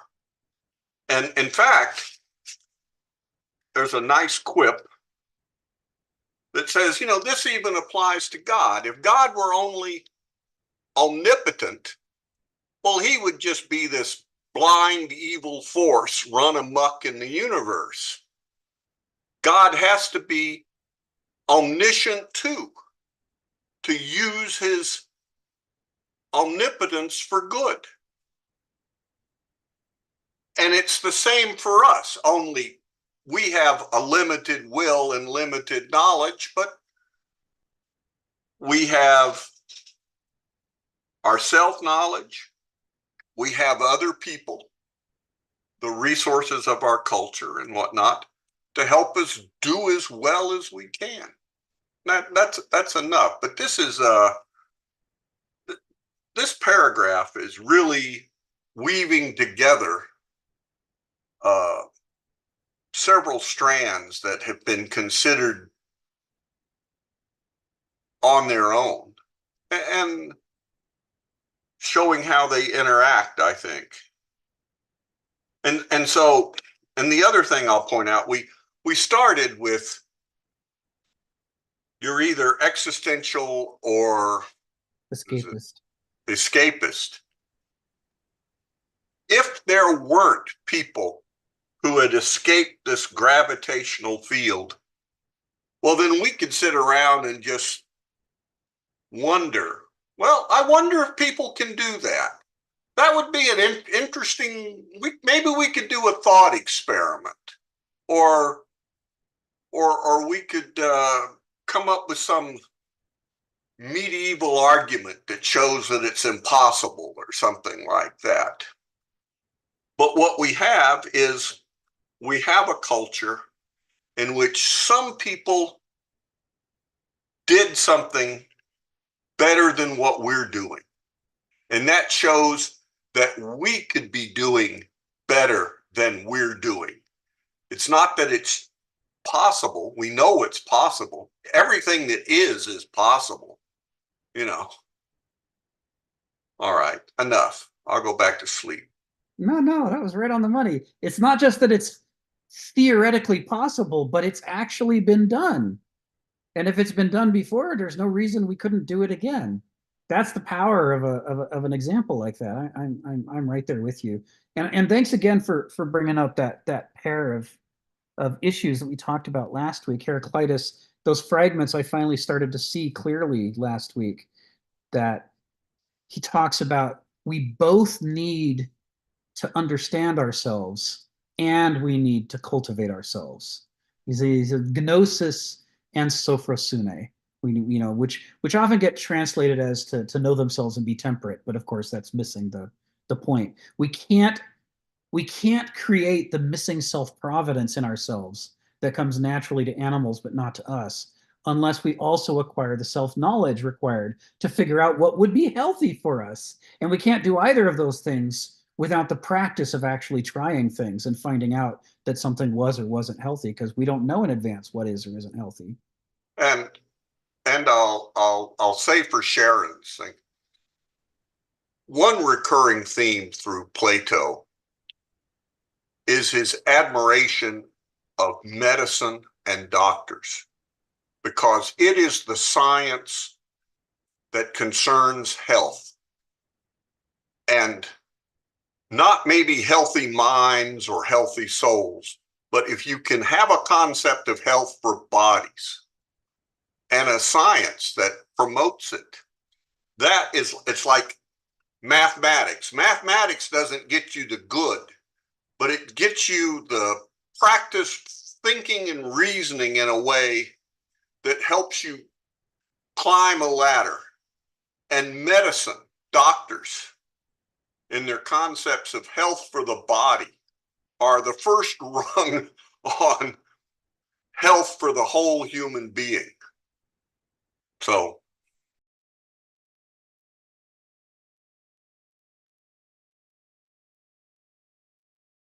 thank you. May I speak? Yeah, go ahead, Sharon. Donald, I endorse that, but having been around it for pretty close to 50 years, only if you are reflective about it. Some physicians go through the profession, and I note this sentence here where Kenneth Smith says they lack reflectivity on themselves and live and think merely simplicity. Well, if they lack reflectivity, what they have is reflexivity, and reflexivity is primarily instinctual.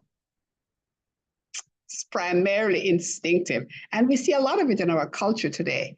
I see some of my friends and they make choices that I know they're not being reflective on because they're better people than that. It's just reflexive. It's just a reflexive choice, probably based on the social status where they are.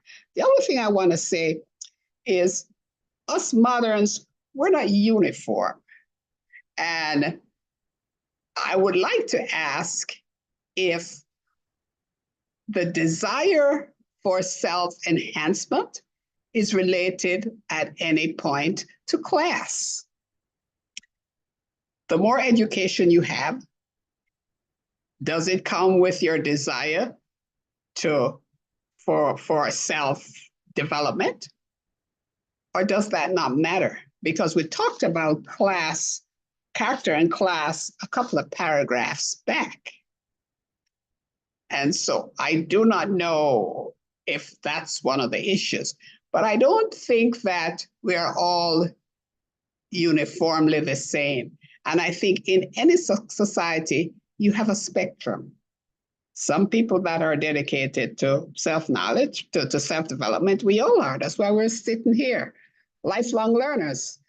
And there's some people who are, some individuals, who are just not interested at all. Those are the reflexive ones. They do what their instinct tells them.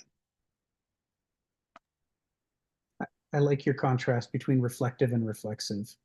In fact, I like that so much. I'm going to put it in the chat. Reflective versus reflexive. I think that's very illuminating, Sharon. Thank you. Yeah. Yeah.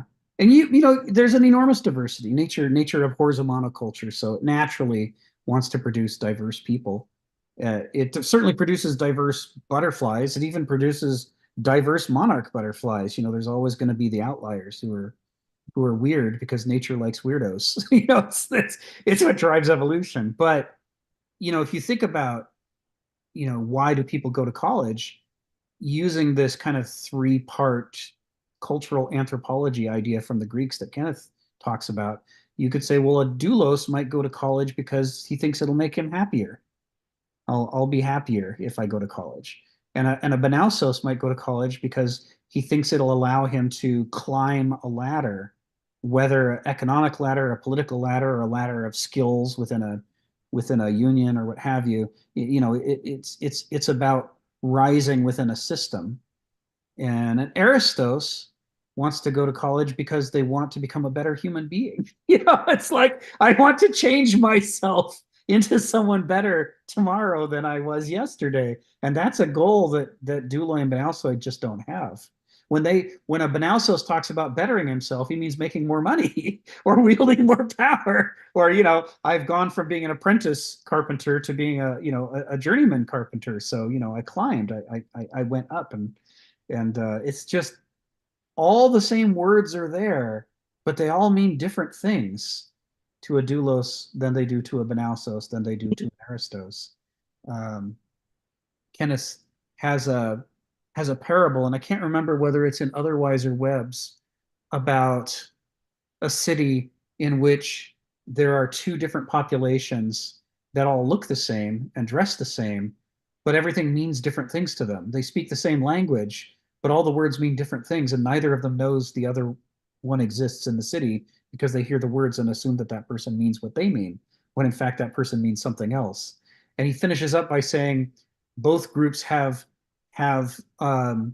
little altars dedicated to a saint, but in one set of households, the saint is a completely different person with a completely different picture, even though they're called by the same name. And it's like, this is his metaphor for what it's like trying to understand, you know, self-improvement through these three different lenses of these kind of three different character types. And, you know, he could have done the same thing. I mean, that's laying out one dimension. We could have done the same thing by saying, and now what about the difference between the ancient perspective on bettering yourself versus the medieval perspective versus the modern perspective? You know, that's another set of differing ways to interpret the same idea. So anyway, I'm glad you brought that up, Sharon. Thank you. There's also one thing I wanted to say at my advanced age. When I look at all the spectrum of the professions, one thing I know about my own is that I finished medical school when I was extremely young, in my early 20s. I don't know why I was in such a hurry. The first thing that you become aware of when you start those rotations is the fragility of life. It's life and death and suffering. And I don't know if that's what Plato saw, but it gives you, when I would meet my colleagues at high school reunion, I would notice how much more serious I was than those that had become accountants and lawyers and computer technicians, just because I was immersed in this paradigm every single day. And you look at the economic choices. Now, I come from a third world country, so the economic choices regarding health are like 90% of the time in the area that I practice, in the inner city hospitals, right? And I see it now in my volunteering, where I'm at the lower end of the socioeconomic ladder. But it's that daily impact which also helps you hone your character. Like, I have a very short fuse for nonsense. Sorry. So thank you, Donald, for that recognition. I like that.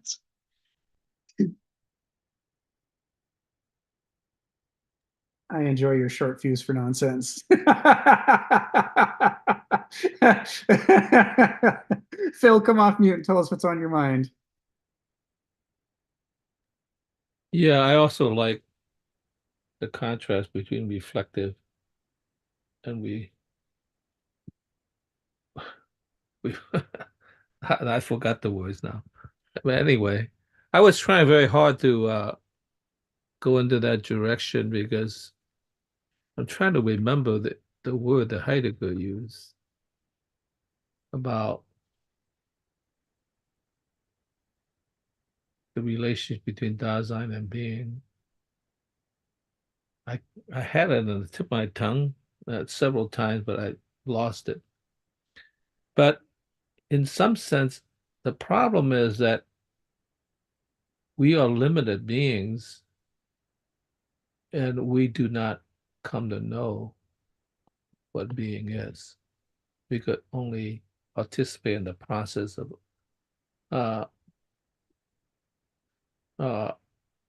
accessing it in some sense.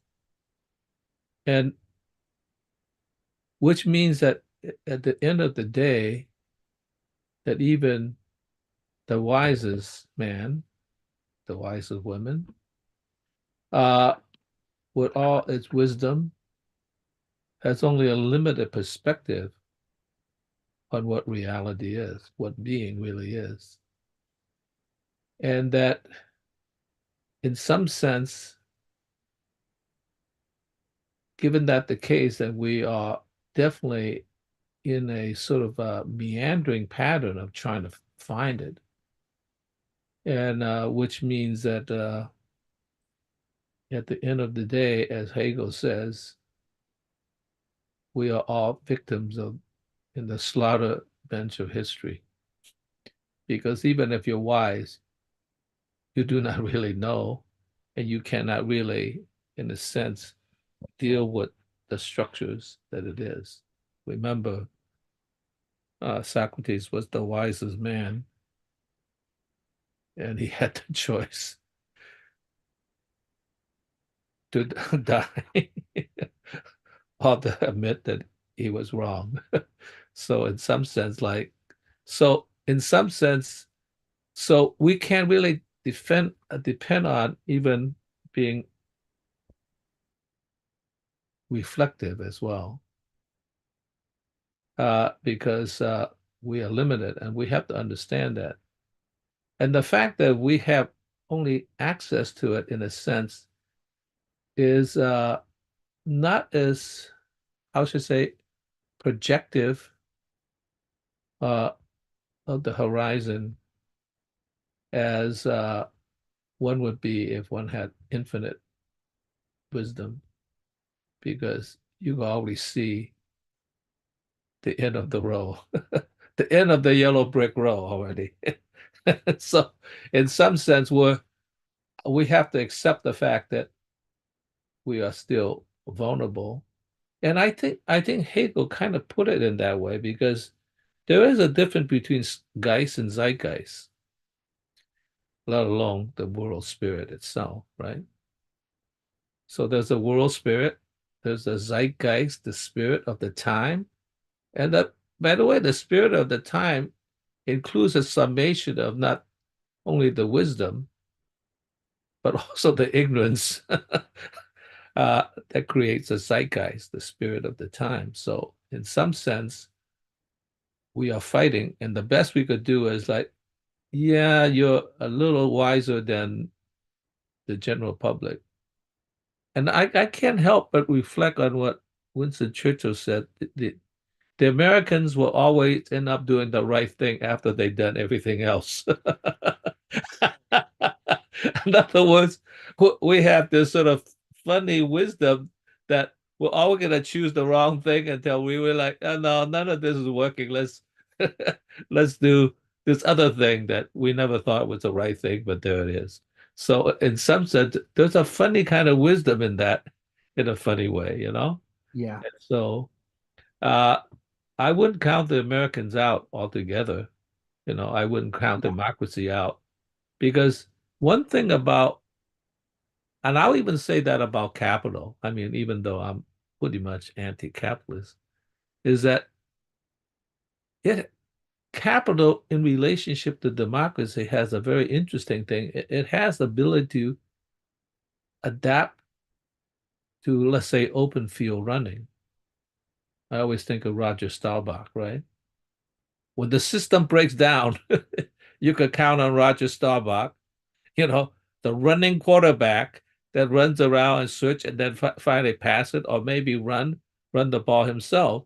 So American is a kind of good at the tactical relationships, you know. I remember that there was a complaint that the Japanese made, you know, during the height of the Japanese ascent in the 80s, that, you know, that they were complaining that America always deliver the things, and they always counted like, when you deliver 100 things, you accept 4% breakage. Right? And they wanted 100%. And I think it's a turnout, 4% breakage. I don't know if that's a right statistic, but it's actually the more efficient production mean than 100%, because you're never going to get 100%, right? So they were complaining about that, and it turned out the Japanese drove the economy way out of proportion to by the 100%. Because there's a statistics that always surprised me, that at the height of the Japanese ascent, when we thought that the Japanese gonna take over the world in a way, not after World War II, but yeah, after World War II, long after World War II, that the land value of the Imperial Palace in Tokyo was worth more than the whole state of California. That's insane. But several economists has actually checked on that. It actually was true. Now, that's not to say the Imperial Palace is not a very, very fine thing, but for heaven's sake, the whole state of California. It certainly is not true anymore, but it was true then, at least in terms of the book value. Okay, so I'll leave it there. So maybe a slight bit of inefficiency. I'll say one more thing. I study typography, and the human makeup is interesting. There's something that's wrong with something that's very, very clean and very straightforward. And it's just sort of like seemed too mechanical. When you look at some of the old typography, here's the problem with type, is that I always had a problem whether the punch, which has the original forms of the type, was the authentic representation of form, or whether the print is the authentic representation of form. Because the print always has to deal with some of the inefficiencies within the structure of the ink and the making of paper and all that it adds a degree of ambiguity and inefficiency that's much more appropriate to the human touch than some mechanical product. Yeah. And a lot of people don't understand that, particularly now with, PostScript and type of sorts. That somehow there's some sort of earthy warmth about that. I think it's because we understand that we are imperfect, and there's something that's just not way off, but just a little bit rough on the edges, just a tiny bit, to say, yeah, that imperfection. In fact, the Japanese have that concept. It's called wabi-sabi, right? Yeah. It's a perfection that has lived in the world and obtained this battering of the world, and therefore, in a sense, it has a kind of virtue of existence. Yeah. So I'll just leave it at that. Imperfection, to a certain degree, might be a good thing. Thank you, Phil. Yeah, and his 15 characteristics of kind of living structure, Christopher Alexander includes roughness as one of the qualities. He says, absolutely crystalline, perfect systems are not actually alive. They're just mechanical, and they lack the ability to adapt and adjust. And more importantly, in their structure, they show a failure to have ever adapted or adjusted, and that's what makes them perfect. But since they don't adapt or adjust, they're not actually alive, which is the more important form of imperfection. Zelig, come off of mute and tell us what's on your mind. Trying to connect what Phil was saying with, Sharon's question, does class have anything to do with the way that we kind of moderns understand ourselves? And it makes me think that in modernity, what we try to do is that we can be anything. And so any notion that there's anything underlying our character, anything stable underlying our character, is something to be rejected, because it gets in the way of you becoming whatever you want. And as it turned out, we're probably one of the eras where we're most unhappy with ourselves, where we are inventing chemicals, to make ourselves feel better, right? We get depressed, and if it's not a pathological, I understand sometimes the brain does malfunction, but most of the time, most people, instead of overcoming that depression, because you can't become anything you want, they use substances, right? We're suffering from fentanyl, in part and parcel because we've created an economy where, you can't just go and work, at least in America, as you used to, where there was a manufacturing company, you could pick up a job and you can forget about your imperfections. It was a therapy to go to work. Now it's, if I get a job, well, do you have a bachelor's degree and do you know a little bit of computer science? And so that's one of the issues that we have, issues with homelessness in America. I'm from California, so I see that firsthand. And so as Tocqueville, said in his Tocqueville effect, as we have become more equal, we become more frustrated and we see limitations within ourselves to become what we want to become. And then Phil reminds me of the theory of money that we're under today, right? When money is no longer based on a fundamental, stable standard like gold or silver, now money can be anything. It can be tied to anything. And it allows for these swift movements in the economy that are just what George Soros called, reflexivity, where according to his theory, the only way where you're making money is on the extremes, right? What he would call the complete irrational, right? Either too hopeful of the economy or too doomsdayer of the economy, right? The apocalypse is coming, buy some more food or the prepper food or whatever. Whereas in what he would call the equilibrium or the averages, there's no money to make.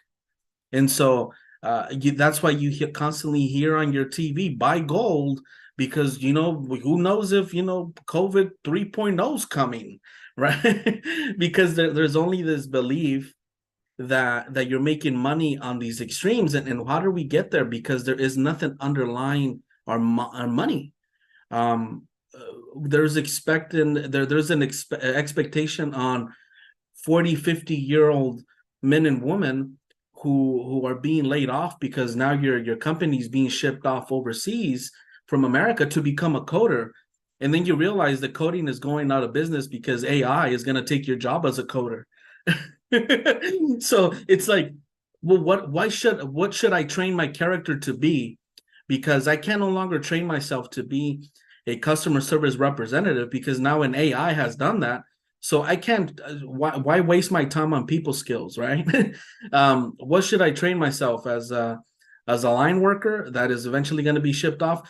Who should I be, right? Like in terms of how I contribute to in society demands a certain character type. And we're living in America where it's like, who knows? You need to have a type of personality that could be malleable to whatever's in the trending market, that could only be here for, 2 to 3 years, and then you better change your job because now it's no longer producing any money now. And so I think that goes into the question of why in modernity we no longer have this idea of reflecting of how your character should be. Because if you decide to spend 30 years focusing on what a good character is, that's actually probably not going to be a marketable character in our current economy. And so now you spend 30 years working on your good customer service skills, but you no longer need them because AI replaced you. And so we're seeing a modern economy where it's working against building a character, because you might be wasting your time in a character type that doesn't make any money, and you're going to end up homeless. And so we're kind of like, oh, what should I become? I don't know. Look what's trending, you know? That's kind of what comes to my mind as to those questions. Thanks, Selig. I dropped into the chat a little bit ago the parable from Otherwise that I was partially remembering correctly, partially incorrectly. It's called Incommensurables. So feel free to read that at your leisure. I'm also going to, since we finished paragraph 9 today, and we still have a half hour left, I'm going to just start into paragraph 10. So there's the beginning of paragraph 10 for us to dig into. But first, I'm going to call on Stephen. Come off mute and tell us what's on your mind. Well, Sally talked about my favourite subject, money. But I'm just going to say I spent a huge amount of time studying the history of the market. And I'm not an expert, but I did put a lot of time on. The only person I know who can read a central bank balance sheet. Every time people talk about money, I'll say, well, do you read an central bank balance sheet? No.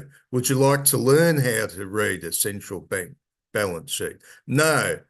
Or why are you shooting your mouth off about money when you can't even be bothered learning one of the fundamentals? And this is everybody, because I haven't found anybody online, even if you go on the press, you find them talking absurdities. But look, I'm going to make this post-war boom. There are huge factors. For example, did you know that in 1945, world production of oil each day was somewhere about 5 million barrels? And by the late 70s, it had gotten up to 65 million barrels of oil a day. 13-fold increase. Huge increase in cheap energy. That was probably the biggest pillar of that boom. But the trouble is that had its day. And since then, people have, their minds have been spoiled. They decided that was the new normal. You go back before World War II. Actually, you're still better off today in terms of comfort and so forth than people were before World War II. But no. Us children, we're getting all those lovely sweets from, 1945 to 1970s. That's the new normal. What's going on, man? Where's my good times? And I really think you guys have got to rearrange the thinking on this, that this boom is the normal. And since then, we've been living in the abnormal. No, we're back to the normal. Booms come along, long booms come along occasionally in history. But the periods when everybody's whining things are no longer as good, they go on for generations until whatever next boom there is. Thank you. Thank you, Stephen. So diving into paragraph 10, he says, but for the majority of humans, even in ancient culture, whose very sense of nature illumined how vital philosophical virtues are, there will be no assent to the kind of paideia that defines distinctively human excellence. So, his point here is about this issue that the largest scale experiment ever undertaken to try to cultivate through paideia, to try to cultivate that distinctive feature that our species has, the ability to generate the mature adult human mind. Even then, when they were putting everything they could into trying to make it happen, they could still only manage to get a minority of people to have an adult human mind. He says most people are slaves to the dominant forces of their own psyche, either their self-centered appetites or their extrovertive materialism binds them to a low estate, a subpolitical and subcultural existence as slaves or economic animals, human means, who are merely under an illusion they're not slaves. And here he's talking about far beyond the ancient world, right? He's using the ancient world as an example, but even more so the medieval world and the modern world, he's arguing. And this would be, and when he's making this argument, he's not making it on his own behalf, he's making it on behalf of the ancient worldview. He's saying this is what the ancient critique would be. If you read, books about slavery in ancient Greece, you see that they're saying the majority of people are in this way that he's describing here.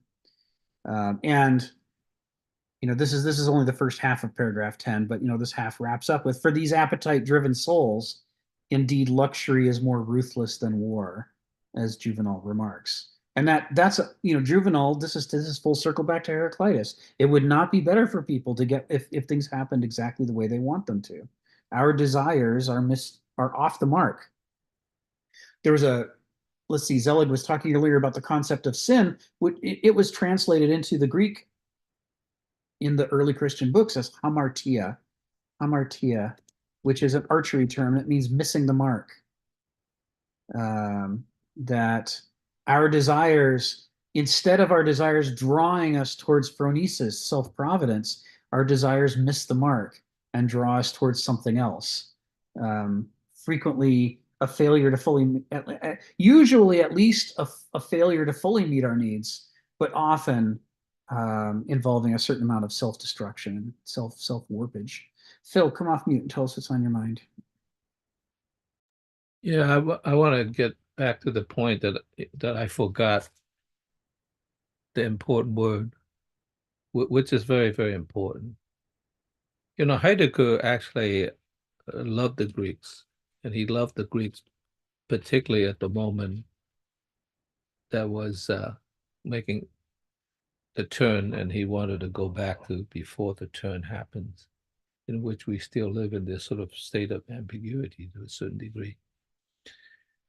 And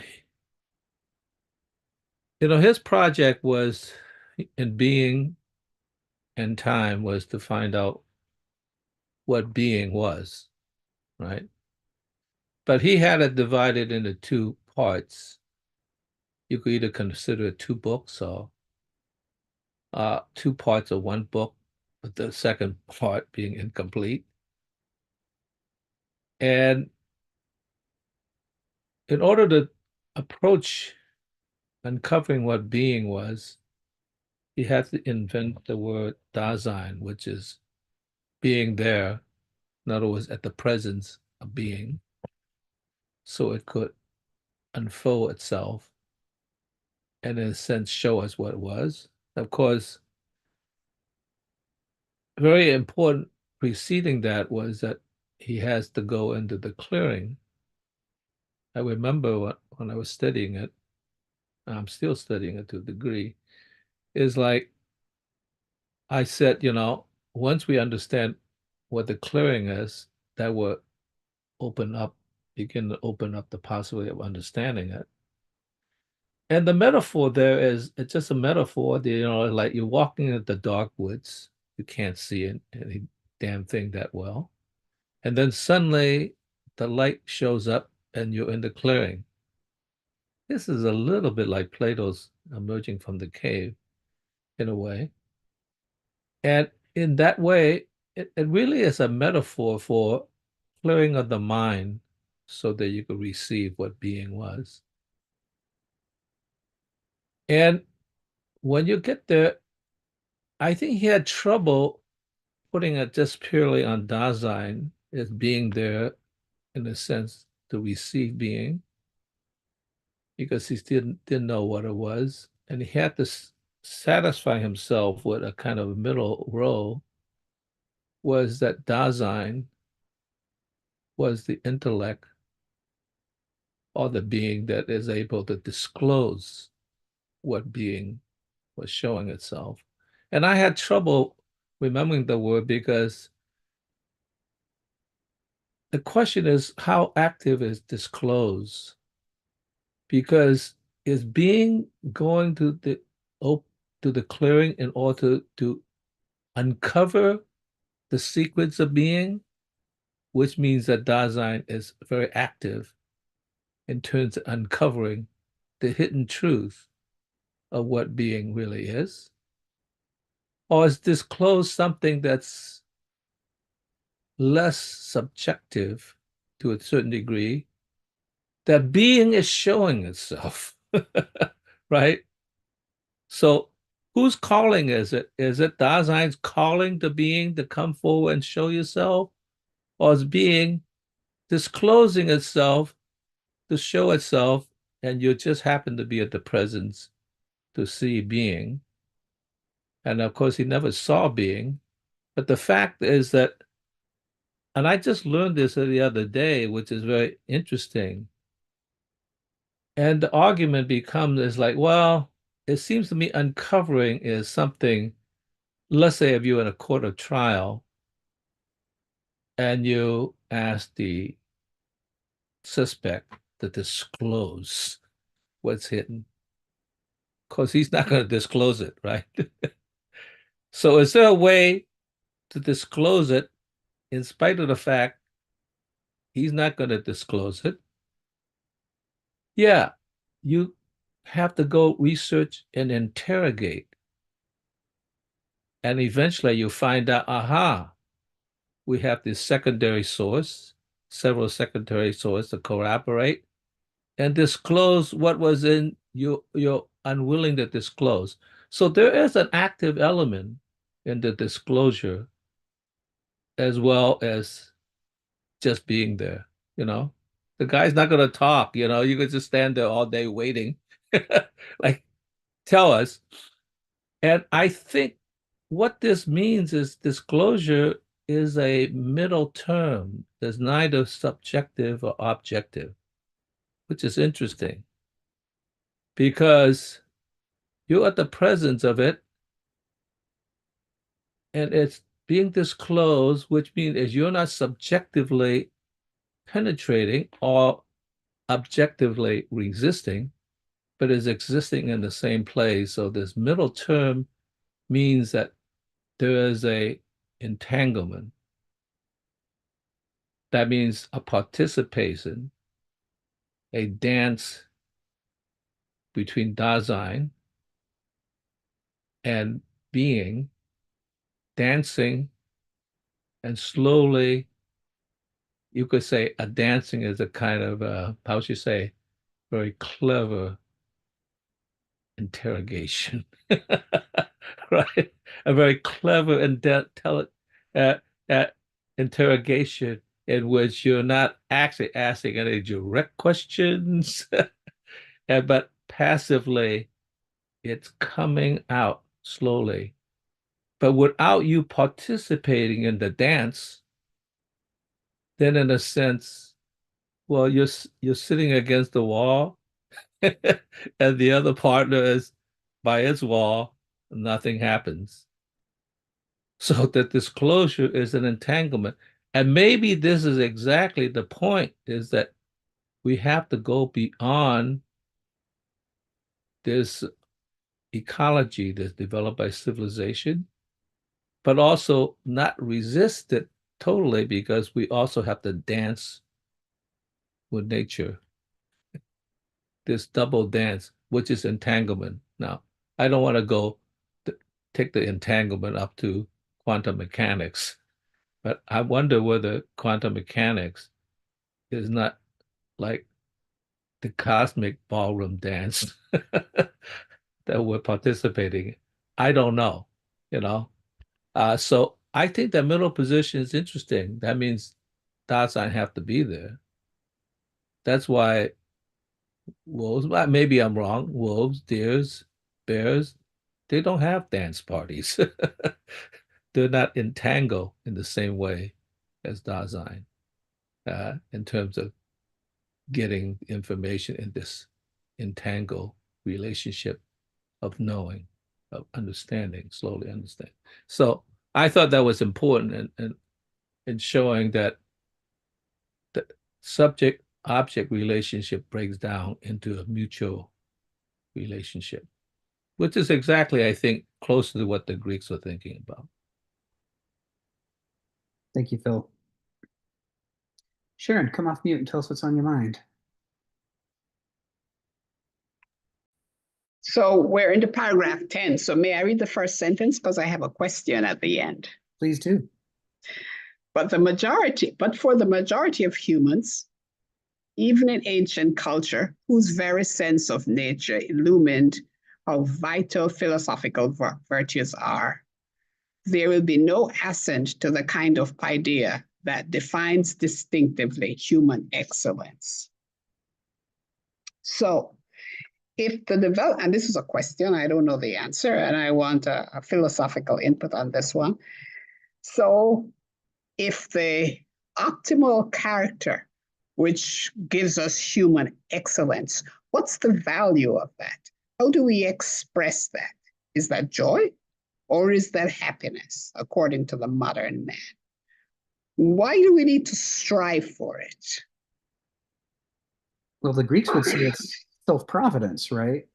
This distinctively human excellence that he's referring to, you can hear the Greek word arete hiding behind this English phrasing.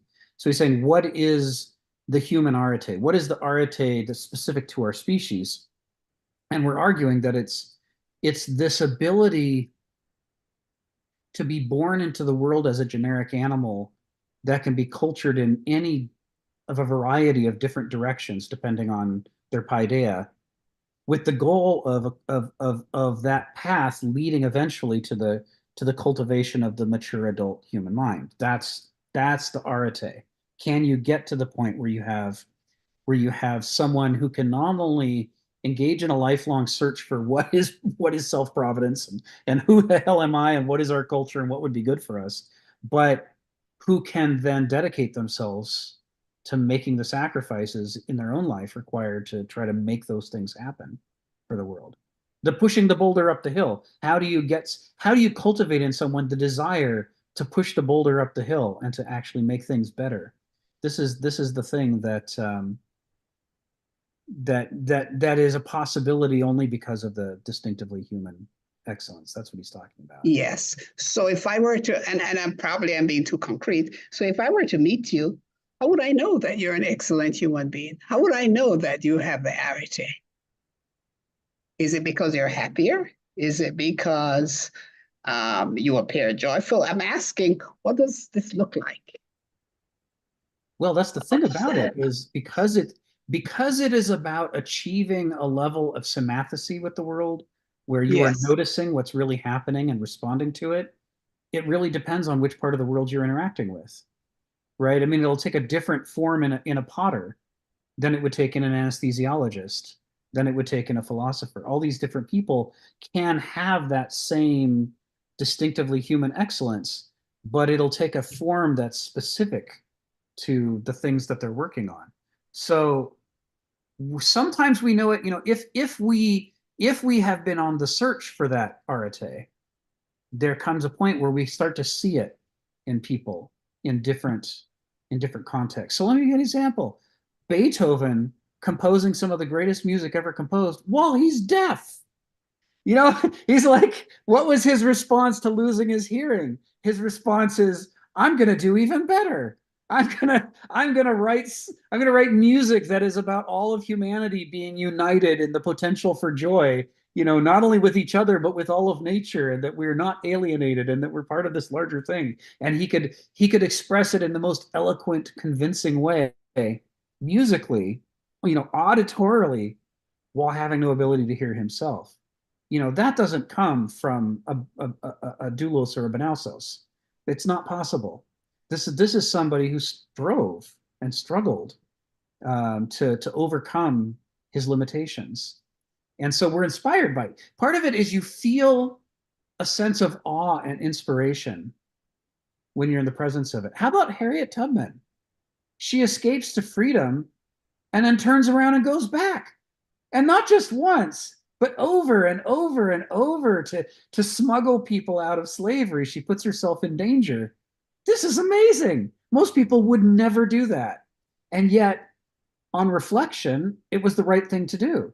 It's what we should do. But most people lack the character to be capable of doing it. And so this is an entirely different field from the field of classical music. And yet we feel that same shock of recognition, that feeling of awe when we encounter it and we see somebody do it. Martin Luther King Jr. and the other folks with him marching across the bridge towards the police, who all have their batons and they're getting ready to beat the crap out of them, but they don't stop marching.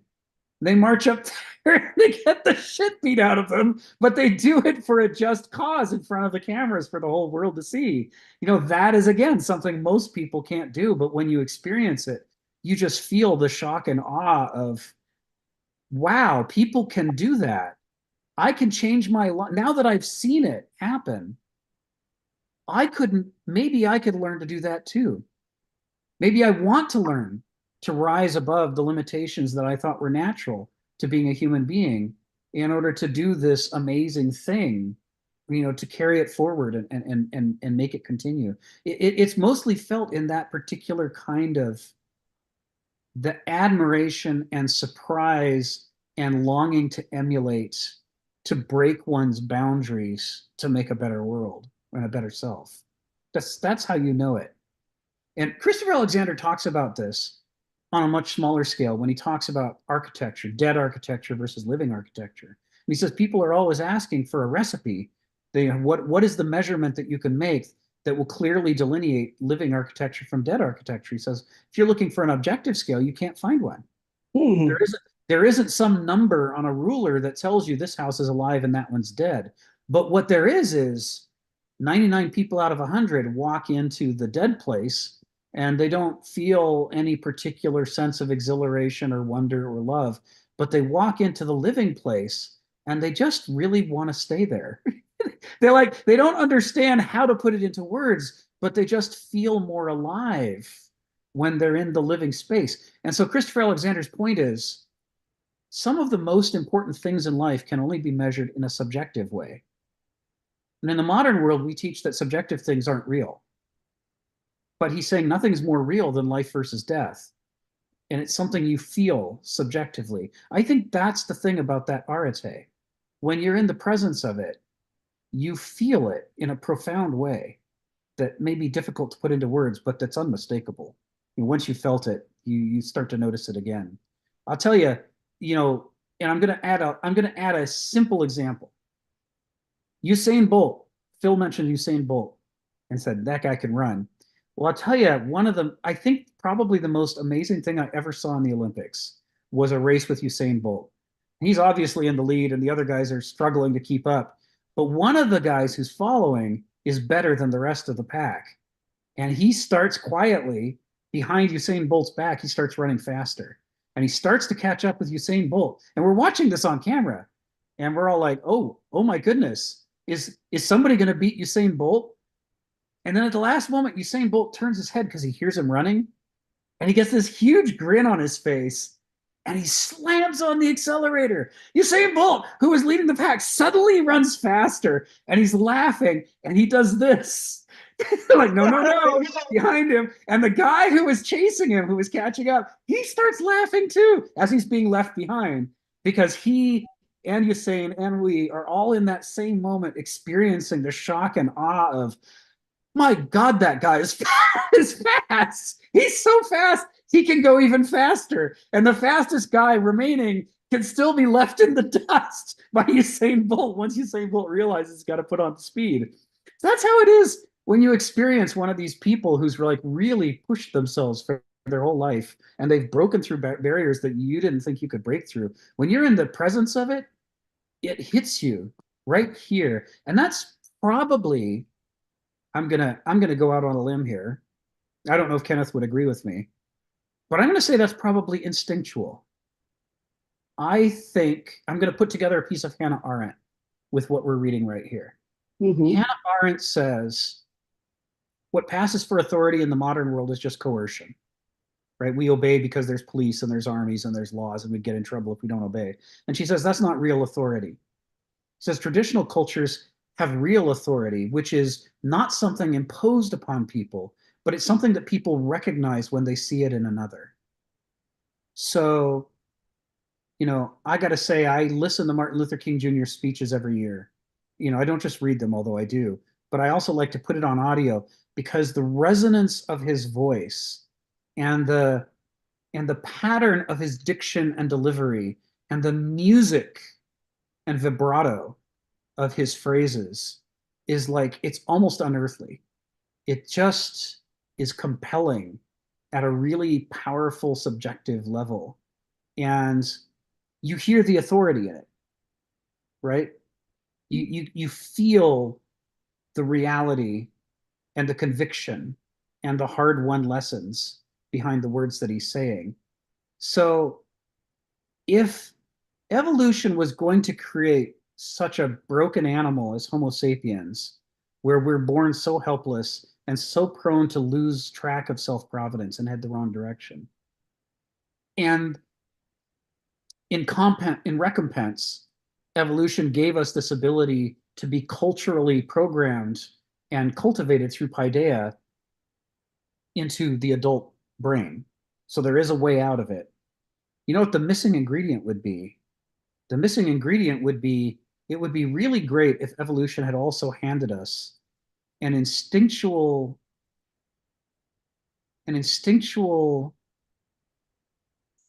recognition, a capacity to feel at a profound level when we're in the presence of something that we ought to be emulating, something that has self-providence, that's pointing us in the right direction. And Kenneth always says, it's hard for us as moderns because we don't have any real aristic people to use as examples, and that was the advantage that they had in Athens is you could hardly throw a shoe without hitting an aristos. Follow them around for a while, and you'd learn something about how to be an aristos. And I think it would make a lot of sense if evolution had equipped us with something that at least some of the time, at least in fits and starts, could function as a way to latch us onto and make us obsessed with Martin Luther King Jr. or Usain Bolt or any of these other people when they are doing the thing that is their distinctive excellence, that would make us say, oh, there it is. That's it. That's the thing. That's what I'm looking for. So I think it's probably not an accident that we recognize it subjectively. Okay. But I'm sure you've experienced it in your life. Yeah, I just wanted to kind of mention, though, because I like the Freemasons. Beethoven was a Freemason. And even though he was producing all this great music, could it be that their philosophy, not their philosophy, their way of being, their engagement with the world contributed a lot to his character development and helped him circumvent some of the deficiencies that he had? Because I was very surprised to see him listed among the Freemasons. And as for Martin Luther King, I thought that very last speech that he gave towards the end of his life, where he said, I have seen the mountaintop and I may not get there with you. Yeah. I thought at that moment he was being prophetic. Yes. And I thought that he knew the end was coming. Yes.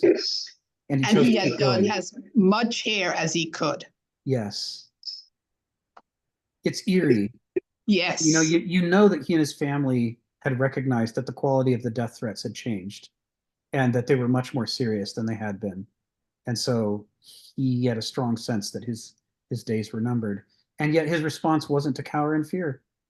Yes. It was to say, better that I die showing everybody the direction that we should be going than for me to, set a bad example of me, capitulating to terror. It's an awesome moment. That's, yes. I think, one of the ways we recognize it. I think that's one of the ways we recognize it. Okay, thank you. Sure. Zelig, come off mute and tell us what's on your mind. I have two ideas hearing the discussion right now. One is what's the purpose of modern man? Why do we try to cultivate ourselves in our arete? And I think for Americans is to remove any inequality, right? For example, you hear talks of in the law school exams to get in where they're trying to remove the logic puzzles from the entrance exams.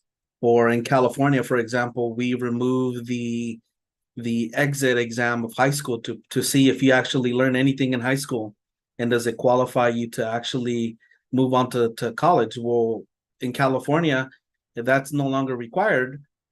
And it's interesting to parse it with Tocqueville's principle of equality, or the Tocqueville effect, where the more equal we are, the more we see imperfections in everything and try to remove every imperfection.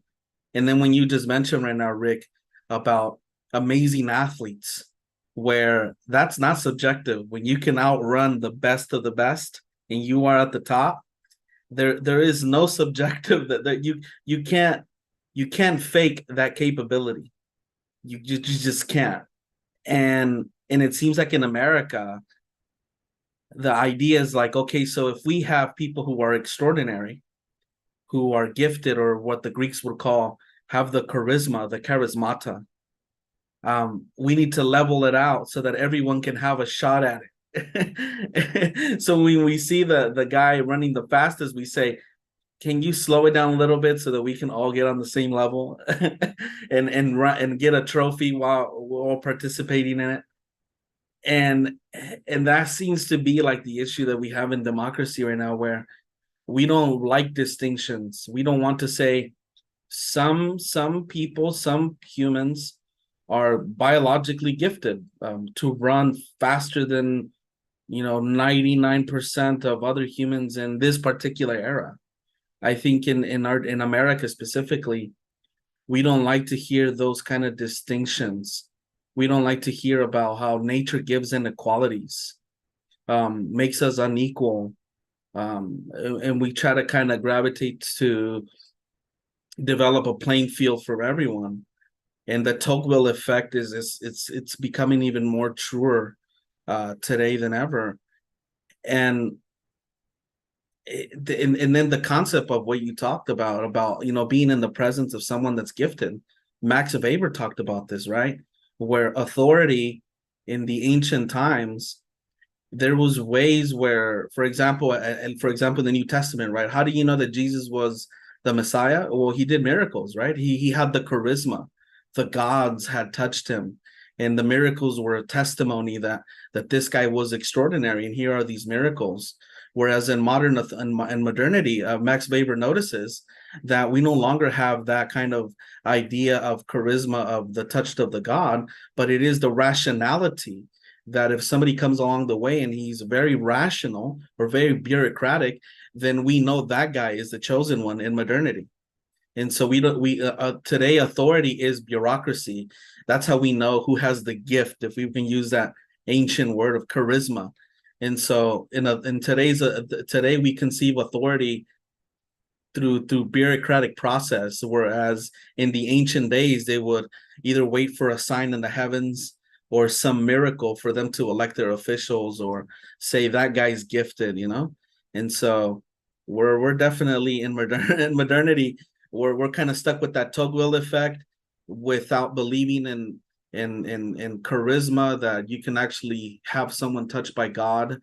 The notion of what is authority, right? We're complicated even in today's, like what is a legitimate election, right? Like, well, does it follow bureaucracy like it's supposed to be? And if it follows it, then that one's legitimate, right? It's not because someone prayed or a meteorite in the sky or some miracle, Right. And so I think in modernity, we're trying to pursue character or our society so that we have no legal barriers, no physical barriers, no mental barriers at all.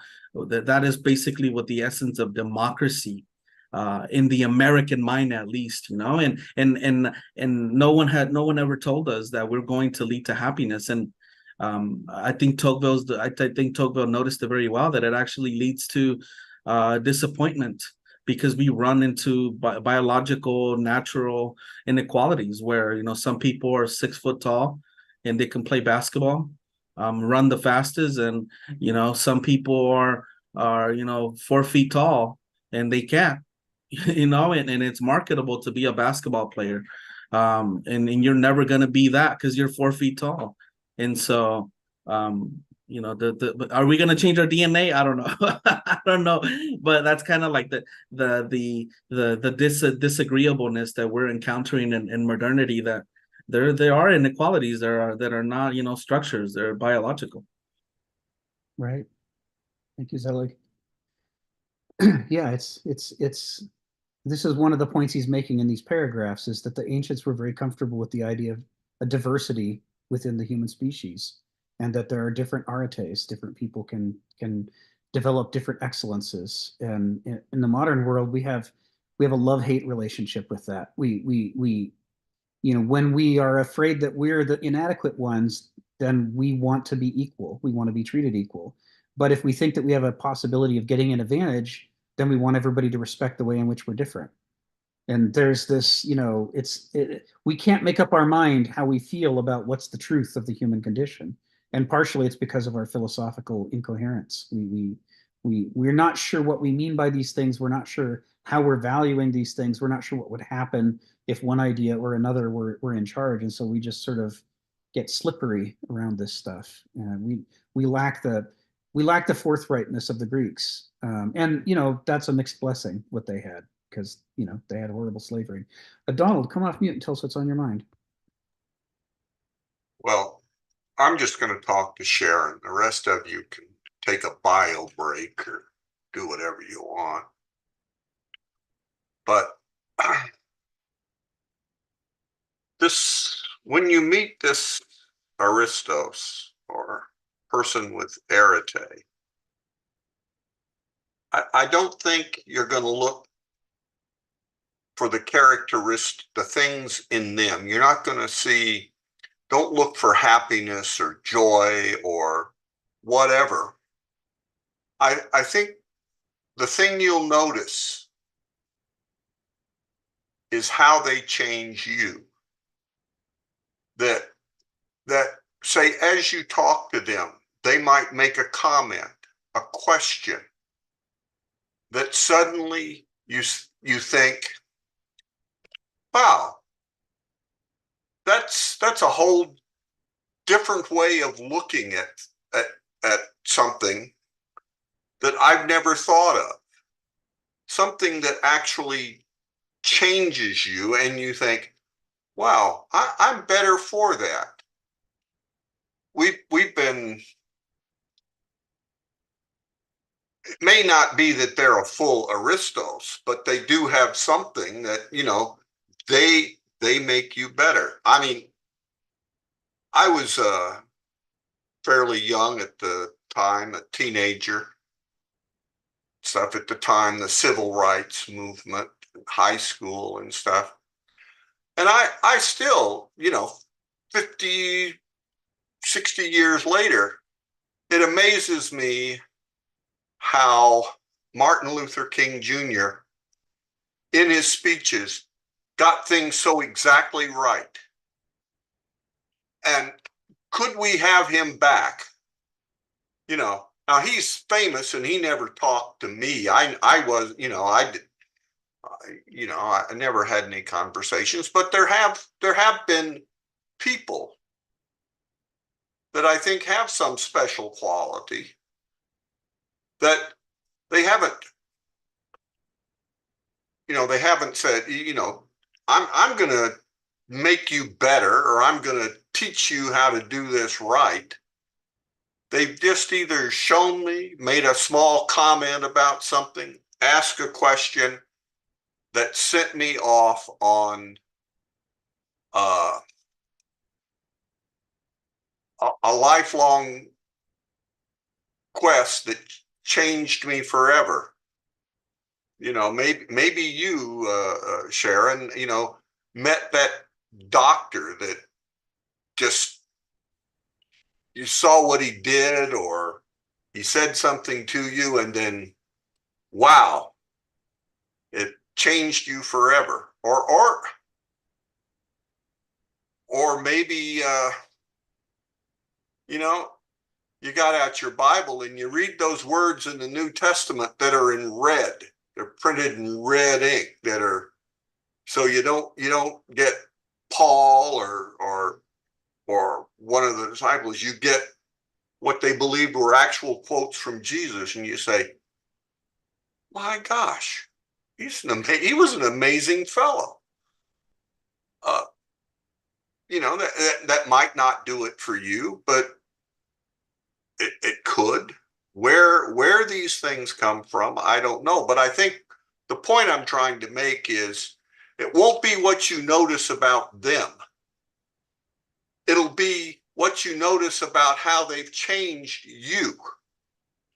And you'll say, huh, it's pretty good. I would say that about Kenneth, but I did radically change my philosophical outlook when he had boxes of his book, Essays in Ideology and Nihilism, which now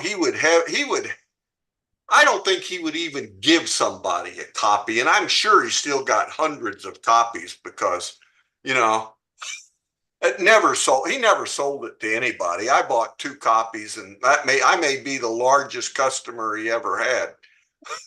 But, and he'll even say that he's totally changed the way he does philosophy and writes about it and stuff. And he has. Those essays are not like anything else he ever did. But I read them and I said, wow, this is a lot different. I was getting very frustrated with, I don't know, the sort of philosophy that was, I don't know, never went anywhere. In those, he perhaps made too strong a statement in some cases, made them too contemporary, but they to me were excellent. And the other thing where, you know, we talk about this changing perspective. I don't know if you can still get. I had a lot of trouble with that, even that concept of his connoisseurial taste about selecting perspectives that, you know, produce a good result. But his issues of phantasmagoria, where you get the world according from reptile, you know, you have a whole thing and it's how reptiles see the world, or how, I don't know, I have them in a box. I have a lot of them, but I read them. According to insects. Insects, right, about how your biology, your physics, you know, gives you a perspective. Mm-hmm. It was sort of that thing that made it clear to me how much of what you think is you is just wired in, you know, and how that shapes your choices when he tried, and you can read them, to get into how different species view the world because of their biology. How, you know, and I think those are things I used to beg Kenneth, would you please write a fiction book in which one of the characters is an aristocrat, so we can at least, I know we can't do it in the real world, but let's do it in fiction and see what would it be like if there was a, you know, and he's just, it can't be done. Forget it. But something comparable to his leaps of imagination that said, well, you know, reptiles think about the world differently, and so do insects and stuff like that. It's really, you know, so I don't know. So he did have an effect on me. You don't need to ever tell him this, Rick. I certainly wouldn't. So let me tell you what I hear. when you're in the presence of someone who's achieved that excellence, that arete, is the impact they have on you, and they're going to impact you through their wisdom and their perspective of it. Is that what you're they can't hand it to you. No, it's nothing they can put into aphorisms and you know, like, I mean, even if Jesus came to you and said, go and sin no more. Well, it wouldn't help you to not sin. That's right. You know, you have to understand how sin is in your own life in order to avoid it, you know. But maybe something like that just does it, you know. I mean, yes. You know, it could be an offhand comment or seemingly offhand to you, or a question, you know, like, well, have you ever thought about this? Or, you know, or I was thinking about that the other day and I thought about it this way. What do you think? I don't know what this would be like, but I think most of us have some glimpse of this because somebody at some time changed you, and that's your existential experience into what arete and aristocratic behavior would be like. You know, I mean, got it. God, it's exactly what, in that sense, what like Arendt in her essay, I think that's in that, is that between it's in, oh, there's a whole book. There's a book and then maybe there's an essay in between past and future. But there's a whole book on authority. But it's not beating or forcing or anything, you know, it's not, you know, I still think the idea of like the just city is it's not based on violence. Well, how do the people who have the vision of the just city get people to go along?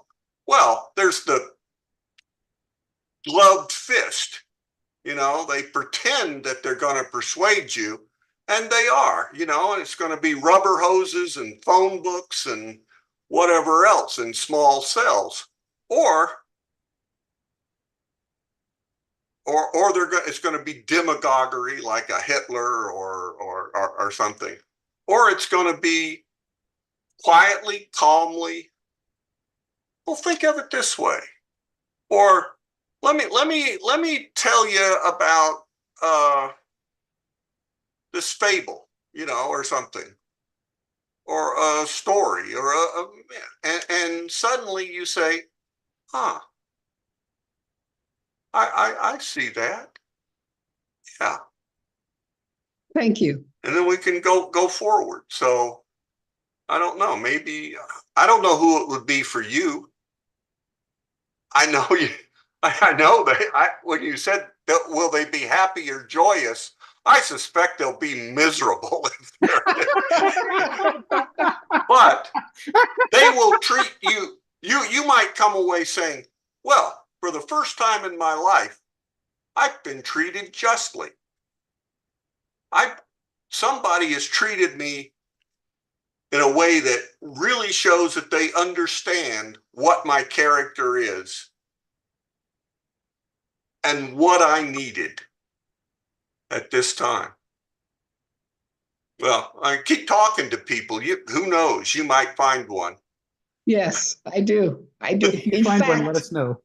In fact, one of the things that I enjoy doing is talking to old people. Well, I mean, I'm in my 70s now, much older than myself, those who still have a sense of cognition, because their perspective and the wisdom they have gained over those years, I enjoy that. But, you know, among that group of people, there are different types, different experiences, and different levels of wisdom. and different ability to share. So I get it. Thank you very much for that. Thank you. I'm just going to make this very short for the sake of poor Rick. I think we should think about this question of arete in relation to where we are at the moment in history. And the arete that's been going on at the moment has been materialism. 30 years ago, Gordon Gekko, read is good. He was the expert. That was really good work. Gordon, love it. But in terms of philosophers, where are we seeing the arete was, we're looking at the German idealists. There's a type of arete there, certainly. And, poor old Nietzsche, he went out to perfect something. His issue was trying to encapsulate things down rather than spend 100 years telling everybody about everything. Let's bring it all down into a point which stocks you right in the face. Anyway, I'd like that if people could think about what's the arete in relation to all that. Thank you. Thank you, Stephen. And with that, we're going to wrap up. I know we went over, but I had a really good time this week, and I hope you all did. Very good. Thank you. I see David posted this book in the chat here. Yeah, that's the cover of Studies in Nihilism and Ideology, and Kenneth still has them available. I'm sure David could hook you up if you wanted one. but well, Kenneth is embarrassed by them. He doesn't promote them or anything. But, I think I got my copy in the early 70s, and he hadn't sold a lot then, and not in the intervening. I mean, I can understand. It's like an artist, and they say, well, I'm not in that phase anymore. Right. That doesn't represent my current thinking. But just from a technical standpoint, if you're technical philosophy, the kind that in the end, I don't think helps you live a better life. Some of his stuff on ideology helps you understand, when you detect a person that's just locked in a circle, a lot of people politically are, I don't know, but you just look, the world never gets in there. It's just ideological thinking, understanding what ideological thinking is and why it's so pernicious in thought, because it's anti existential. There's no evidence. That's when you represent this person holds a view for which there can exist no. Okay, Steve. Go back to sleep. My family doctor actually requested as I got older that I start taking this Super B complex because it's good for keeping nerve activity, and it's primarily for extremities. But maybe it's the B3. He's right. Bye, guys. He's right. See you next week, guys. Have a good week. Okay. Bye. Bye. Yeah.